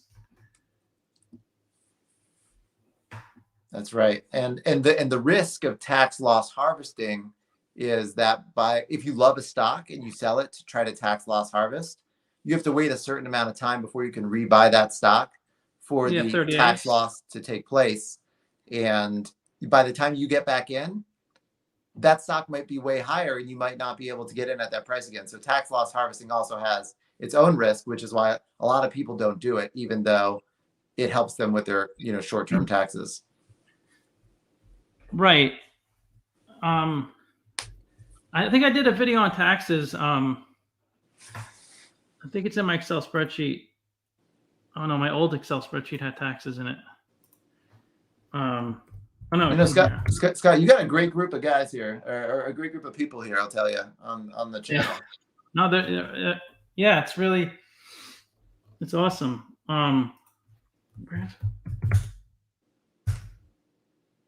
Okay, here it is. I think about taxes a lot when I invest. I just don't sell within a year. That's how I think about taxes. But so if you sell a stock within a year, I'm always going to assume you made money. Because if you don't make money, you don't have to worry about taxes. So if you sell a stock within a year, you have to pay the high tax rate. These are dividends. How dividends are taxed. But I could explain it. So you have to pay at a minimum of 10%, possibly up to 37%, depending on your income. So if you wait a year, you pay the long-term capital gains rate, which is at the lowest is 0% up to 20%. So the most you could pay is 20%. Even if you made $1 million a year, you just pay 20%. So that's a big difference. Like if you sold within 9 months, you have to pay 17% more if you're at the high rate. But if you wait a year, you save 17%. So that's a lot of money. So if you had a $10,000 profit, I mean, I don't have to do this. It's 1,700, but you could save a lot of money if you know how to, you don't want to time it, but you don't want to just don't sell within a year. It's got a special point on that. Yeah. If you're trading in and out of a stock, sometimes depending on who your broker is, they might if you buy a stock, let's just say on January 1st, and then you buy more stock on February 1st, and then more stock on March 1st, and then you sell some stock like in April or May, sometimes your broker will sell the earliest one that you bought, which kind of messes with your ability to get long on a stock. So it's just something to keep an eye on or talk to your stock trading portfolio people about, because if you're trying to get long on stocks, that can impact your ability to do so. Well, they always sell the earliest one, right, by default. So if you are going to do tax loss harvesting, you have to also remember when you sell at a loss, that only offsets, like if say for instance you held a stock for 10 years and you made $10,000 profit. Well, maybe that sounds low, but okay, for 2 years you made $10,000 profit, and you don't want to pay like $2,500 in taxes. Well, ideally you don't want to pay that much in taxes, right? So I'm assuming your tax rate is 25%. So if you bought a stock like say 6 months ago, right, and you're down $5,000 on that stock, so you put $10,000 in, it's $5,000 now. So you would lose $5,000 loss, but that doesn't offset the $10,000 gain. Do you know that, Jordan? Short-term gains can only offset. No, short-term losses can only offset short-term gains, and long-term losses can only offset long-term gains.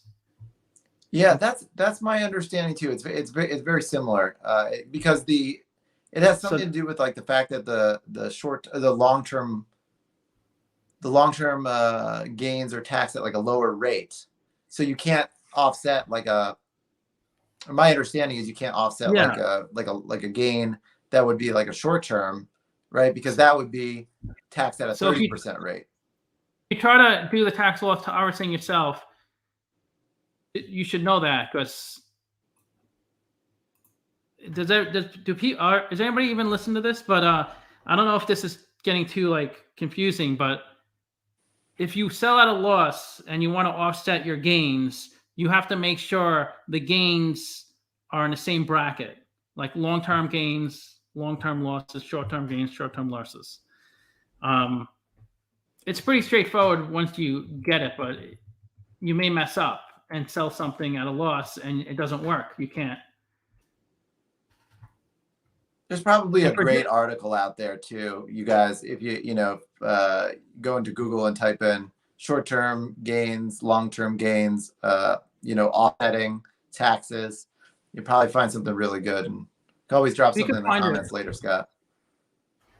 Or you can just listen to me right now. But yeah, it's pretty. I think it's pretty straightforward.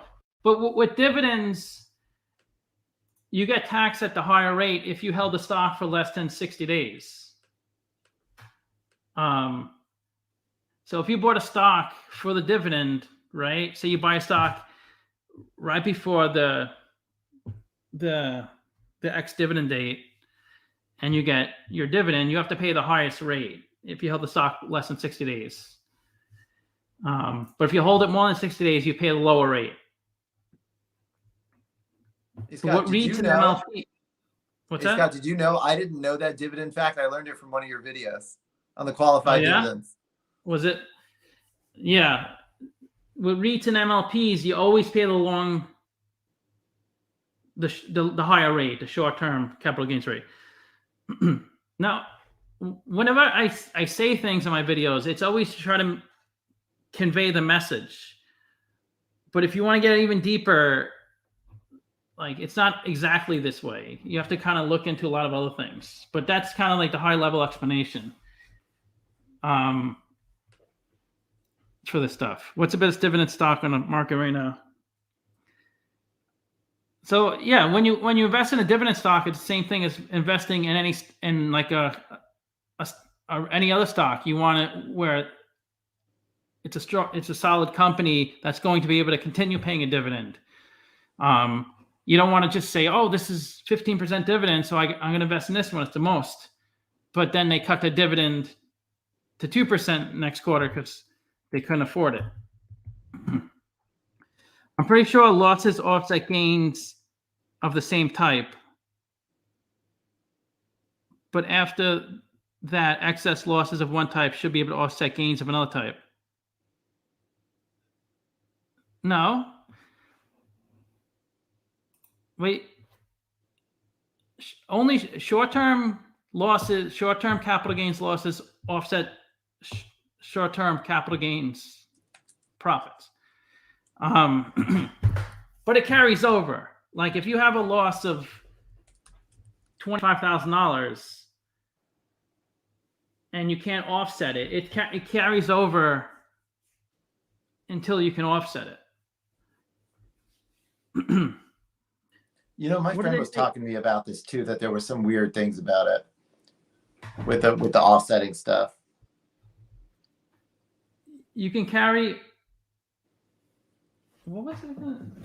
You carry over $3,000.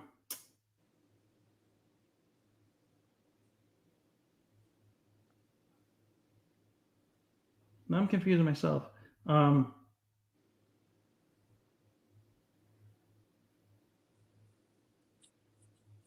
Yeah, we'll just grab the Fidelity article on it, maybe drop it in the comment section after.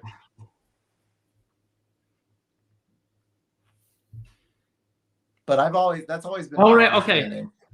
understanding. That's it. I'm thinking. So you can say you have $3,000 of losses. You can apply that $3,000, even if you have no gains.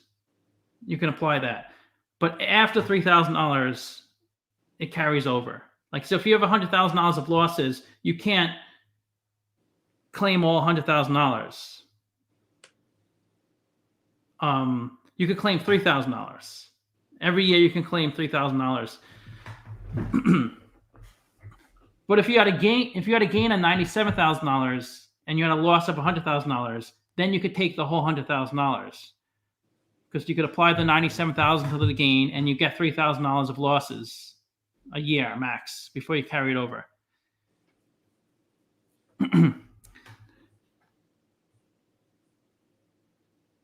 Yeah, $3,000 is against ordinary income. But if you invest in a Roth or any retirement account, it doesn't have to be a Roth. Any retirement account, you don't get taxed unless you take the money out. Although for MLPs, you do get taxed even in a retirement account. So like there's a lot of nuances with a lot of things.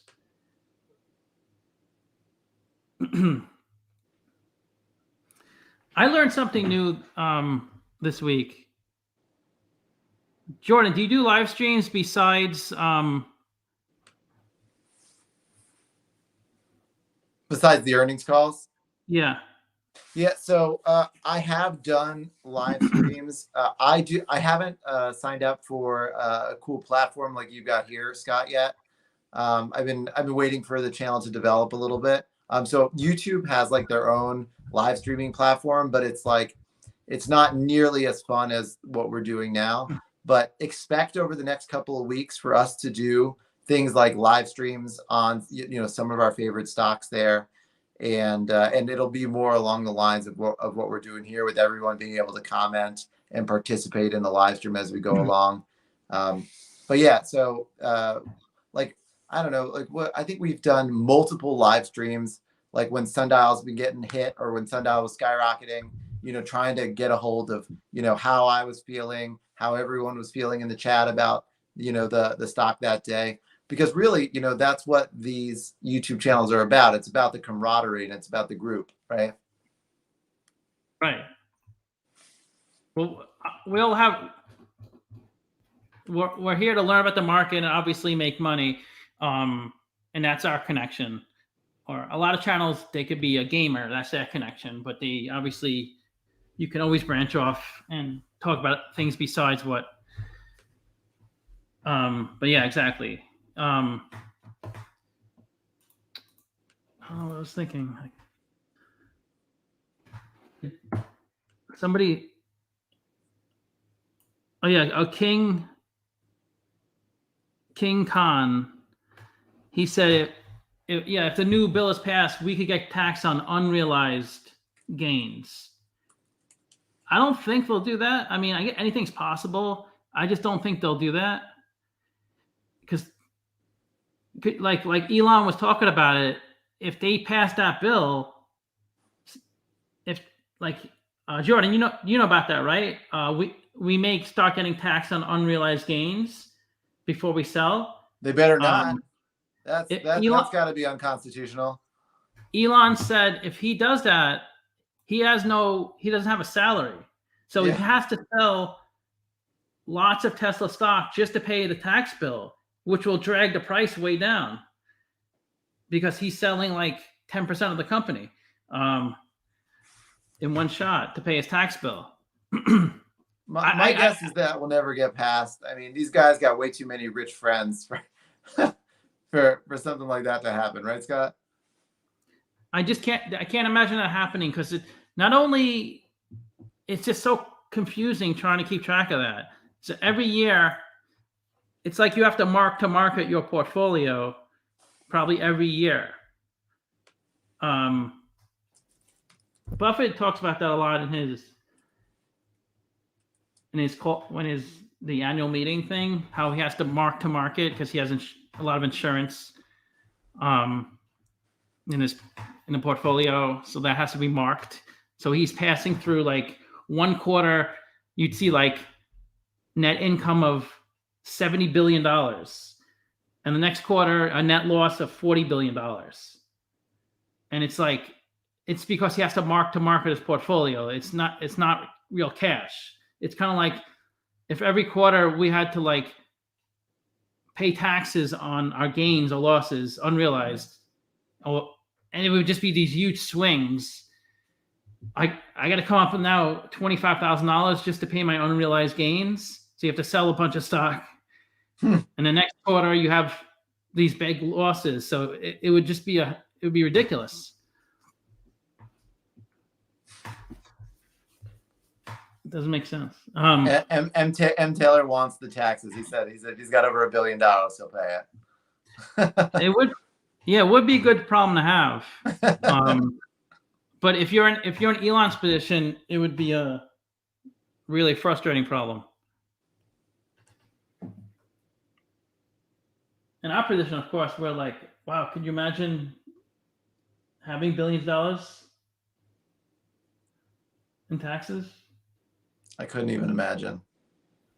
This year is going to be my biggest tax bill ever because of all the call sales that I made. That all goes in as short-term capital gains. So, you know, even though I've got paper losses from Sundial, I'm not selling my Sundial. So I'll have to write the check to the IRS. Yeah. Yeah, no, it would be a major headache.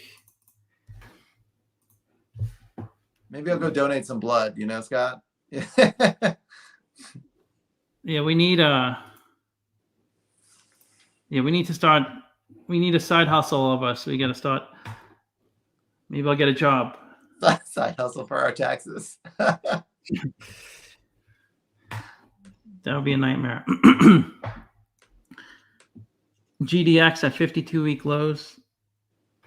Scott, we're at 6 new subs, by the way. Is that good for one day, or is that like an average day? It's not bad. I mean, we've had about 37 likes on this video so far. That's pretty incredible. 37. That's pretty good. Did you see 37? I don't know. I can't see the likes. You can see. Can you see it in the live stream, or you No, have to go to I've got the computer YouTube up. That's how I've been keeping an eye on the chat. Because I have two screens on my computer, so I can drag it down. Nice. It's built in 2 screens. The computer came like that.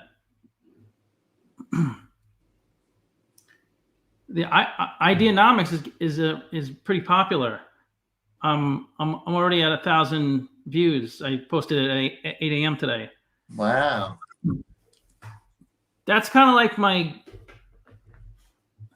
because when I was at one point, and you'll see the progression. Like, you want every video to hit 100 views, and then now I'm at the point where 1,000 views is my target, and most of them are 1,000. Dropbox, I posted 2 days ago. That's 950. I don't think Vonage is gonna ever hit 1,000. That's 630. Your Alibaba video has 10,000 views. That's pretty incredible, Scott. November was the best month so far. It was weird because in 2021, like January, February were like great months. And I was like, okay, I'm quitting my job. I'm doing YouTube full time. I made like $1,000 in January and February and monetized. And then it came crashing down to like $300-400. And that was like that for 7 straight months. Like it plateaued. It didn't, it was growing in subs, but I wasn't like getting more views, or I was kind of like the same amount of views every day, about 1,000 to 1,500 for like 7 straight months. Yeah. You think these things take time for sure. But that's the thing. Yeah, you just got to keep doing it. It's like investing too. You can't just get caught up in saying, okay, I'm down 5% this month, so I'm done with investing. It just doesn't work. Scott, the likes are going crazy now. We must have got some new viewers join. Yeah, we're at 31. It was, since the dot-com bubble burst, pretty sure gold has outperformed indexes. We're always a spot open if YouTube doesn't work out. Oh yeah, Ben. Yeah, if Jake wants me to come back, he still hasn't. Yeah, so November was. I did a video, the Suncor video. After a week, it was my most viewed video ever. Wow. I don't know why, but Suncor, Nokia, Vale, like there's like 7 or 8 tickers that they get so many views. I don't know why. Like, I don't know why AT&T gets so many more views than like Verizon, for instance.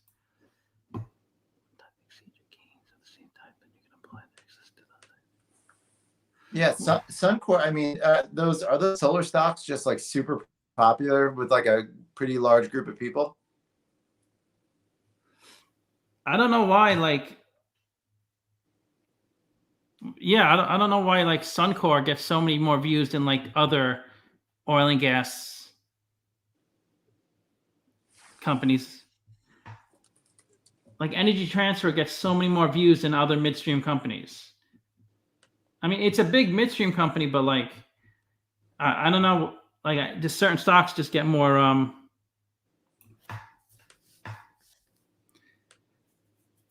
With 28 viewers, can you see how many people are viewing it right now? Yeah, I'll take a look. Hold on. I think it's. I think we're around 25. The crowd has stuck around with us for about 2 hours now, which is pretty fantastic. Yeah, we're down to 23, Scott. It moves. It was down to like 17, 18, then it jumped way back up to 30. Sabanya got a lot of views. The South African, because it was paying like a 20% dividend at one point. How do you find out about these? Just people ask me to do the video. That's pretty much how I found almost every video. Nice.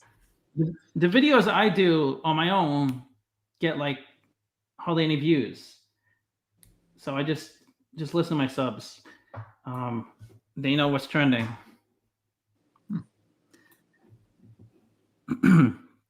It's one of those popular great. stocks. I mean, that's a good strategy.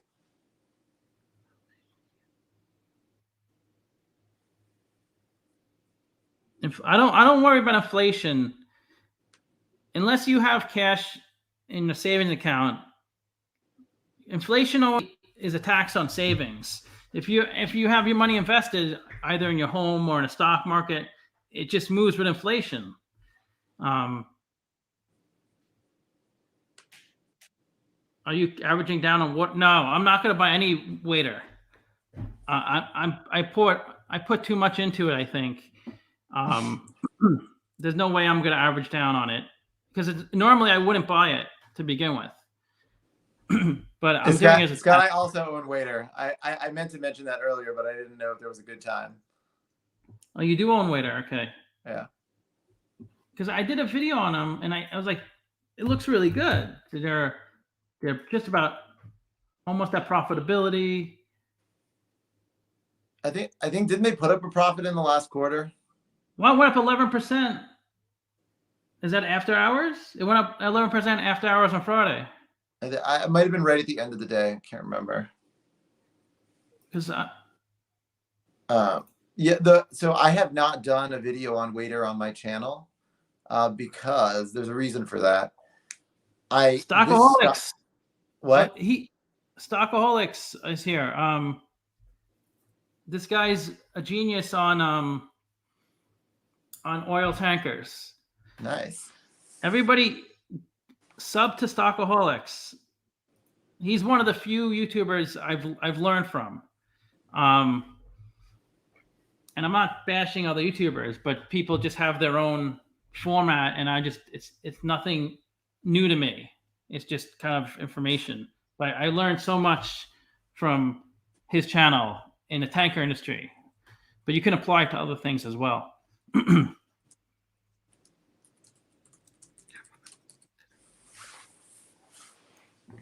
With this, was it? The stock analysis videos are based on member requests, but for the views count, we'll need to consider popularity. Yeah, the algorithm is important. Yeah, Stockaholics. There was a question earlier about I forgot what tank. Somebody asked about a tanker stock. It was right in the beginning. I can't remember. There's no way I remember. Let me see if I can find it. I always want to it like cuts off the chat after a little while. Yeah. So Stockaholics. Why can't I remember your name? What's your first name? But like, do you follow the midstream stocks also? The ones that transport through a pipeline? Do you see any correlation with that, or is it just the vessels? Mark, okay. Are you just following the ships and vessels? It's much different than pipelines, but they're both midstream stocks. They're both midstream companies. They both serve the same purpose, transporting the oil. They kind of connect the upstream and downstream.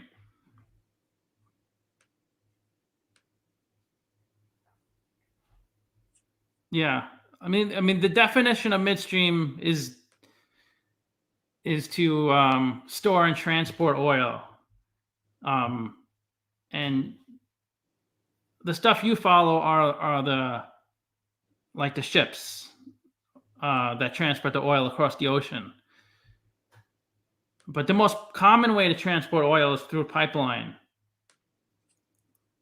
That's by far the most common.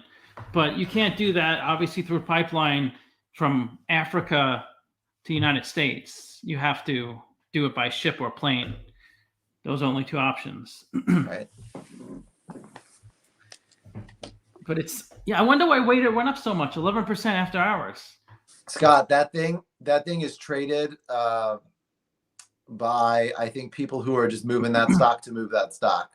I don't think there's any rhyme or reason to any of it, based on my experience in that stock the last 12 months. That's how the market is. That's the market in general. Yeah. You can't really explain a lot of these things. It's just, Mark, I was talking about like how sometimes I wish I didn't know so much about certain things because I convinced myself it's not that good. I wish I didn't understand it that well, and I would just jump in, like on Tesla. I would just buy it and not overthink and try to understand things like cash flows and profitability and stuff like that. Smith & Wesson being down 30% in one day. Wait, when was that, Dave? Did you know this? Hold on, let me look. No, I didn't know that. Oh boy, look at that. November 29th. Like, obviously, nothing changed pretty much with most companies. Nothing changes fundamentally where it should go down 30% in one day. Obviously, if a company goes out of business, obviously that's a fundamental shift. But generally, 99.9% of the time, nothing changes fundamentally. It's just people decide to sell off because somebody important like Elon Musk or an analyst said this company's not good, so people sell off their stock. It's got, this says Smith & Wesson is trading at a 3.33 price to earnings. That's wild. So that must be the best deal in the world, 3.33. Well, you should do a video on how you analyze those, the underlying fundamentals of that one. Was that due to a school shooting? Maybe. The thing is, with people when you look at ratios, it's all the past. Like, just because a company was able to like in the past year, you have to obviously apply it to the value of the company. Is it really worth? The PE is just one metric. Sometimes a high PE is better. I mean, if you want growth, go for the highest PE. Go for the ones over 100, because theoretically they have the most growth potential, right? That's why they have a high PE. Like Tesla and Amazon at one point, their PE was over 1,000 because the market cap was so high and they weren't making any money. What if the growth is speculative, Scott? What if they haven't gotten their FDA approval yet, or what if their revenue strategy isn't going to play out for a year or two, so we don't know if it's actually going to materialize? Yeah, it's like, with any stock, like there's no way. It's all guesswork. It's just you're trying to limit your guessing. Like, instead of a pure guess, make it like a partial guess. I like that, a partial guess. There's nobody can predict the future. I think a company like Tesla and Amazon were a much better guess than like Wader or something. I don't know, or a lot of stocks. Especially these biopharmas. Like what stock? There's some stock just.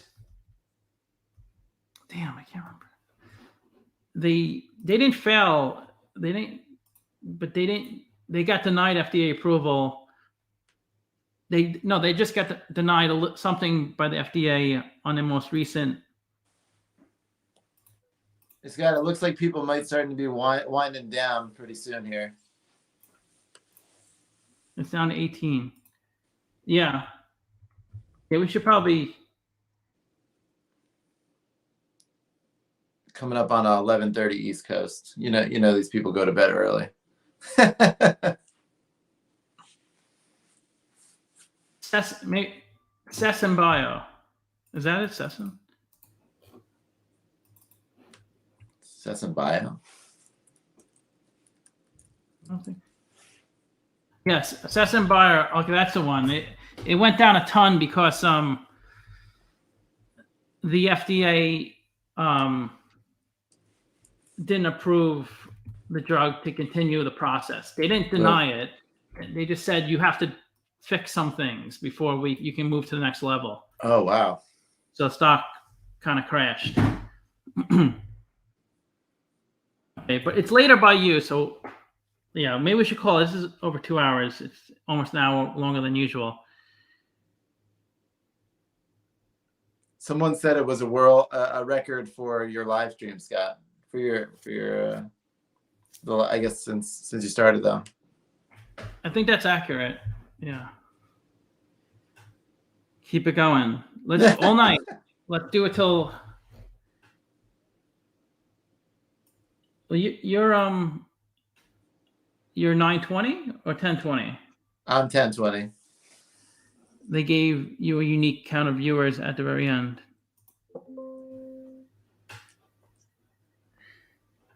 I still need to prep for tomorrow's video. Dare Biosciences.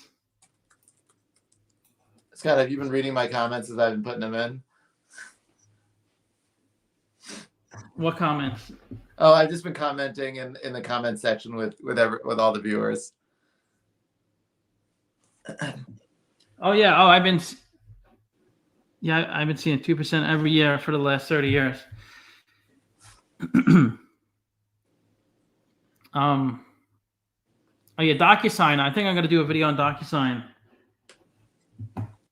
But yeah, we can do like, if you want to do it again, we could do it with other people. Like we can have like 3 of us or 4 of us. Okay, see ya, M. Taylor. On the stream.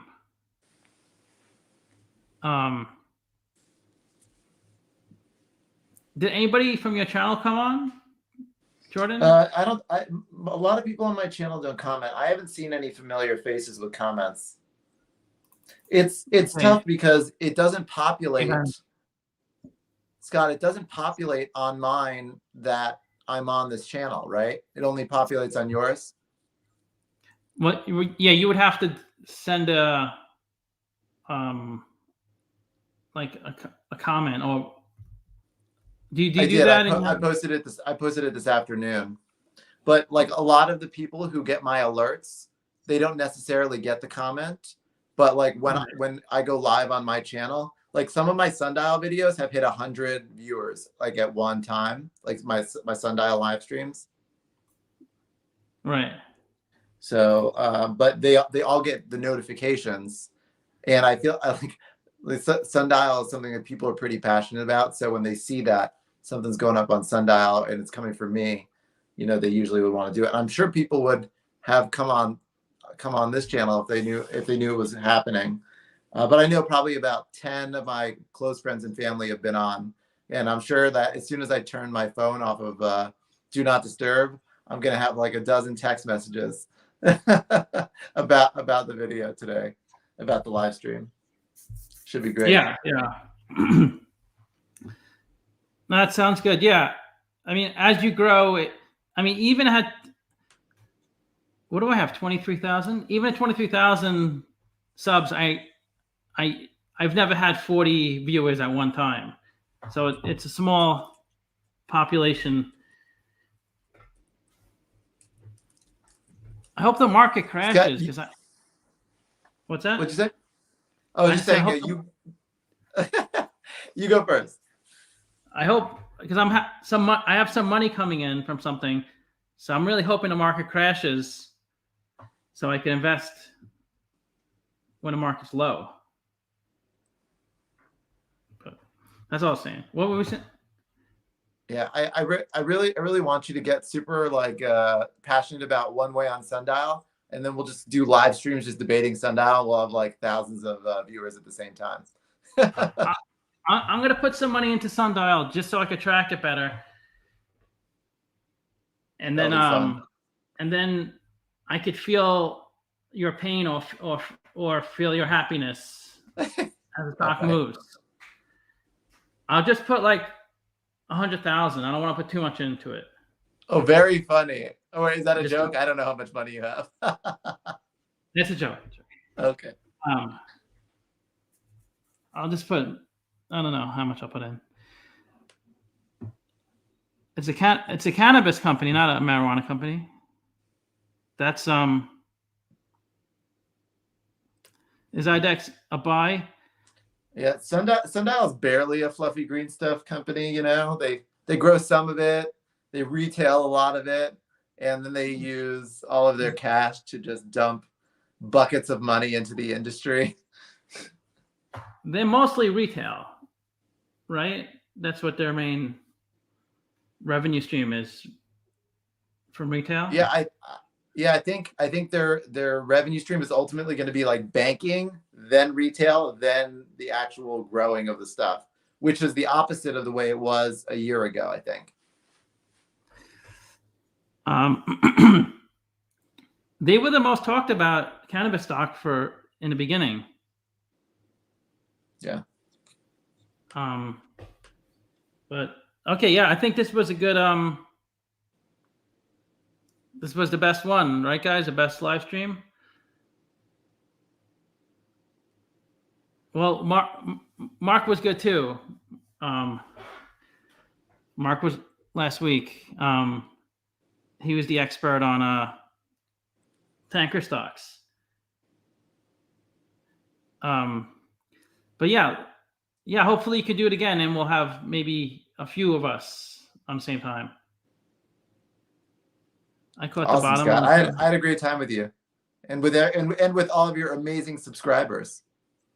Yeah, everybody, thanks for sticking in there and helping me get my view time up. Do me a favor, people. Comment in other finance YouTube channels and say you should do a live stream with Scott's Stock Due Diligence. He does one every week and has if I say it, it's not the same as if you say it. So everybody just comment on some YouTubers and say you should do a live stream. It's really good. If they have under 10,000 subs, if they have over 10,000, I'm probably not going to do it. Hey, Scott, been a while since I said hello. Hope all is well with you. Ashley, hey, what's up? Thanks for stopping by. I'm still stressed out about CrowdStrike. I didn't realize it was that low. Yeah, I want to pick up some Intel. I want to get more Facebook. Those are my two main stocks I want to get more of. Will FDA approve that Vaxxed pill for COVID vaccine? I don't know. It's just CrowdStrike does funny business in Ukraine. Yeah, it seems like it's a no-brainer, right? To have the vaccine in pill form, because then you don't have to logistically, organize people coming and having a nurse or a staff person or volunteer inject you. It seems so. I don't have a beer, but I'll gun a glass of vodka. Actually, I want to learn more about CrowdStrike. My buddy always talks about them. I was up like 50% of CrowdStrike, and then I lost it all when that analyst downgraded them. But okay. It's early by you, Mark. Mark's the only person that it's earlier. Everybody else it's later because he's in Hawaii. So it's actually 6:30 in Hawaii. Hey Scott, keep an eye out. Maybe if I can, if I've got some time tomorrow afternoon, I'll start digging into CrowdStrike. Maybe get out a video in the next few days.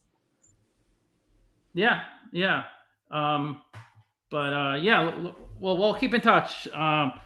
Thanks for coming. And wait 1 second.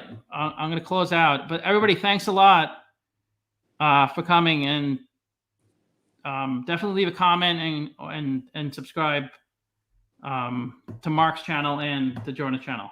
Okay, Thank you, everybody. Thanks for joining me, and Scott. Okay, see ya.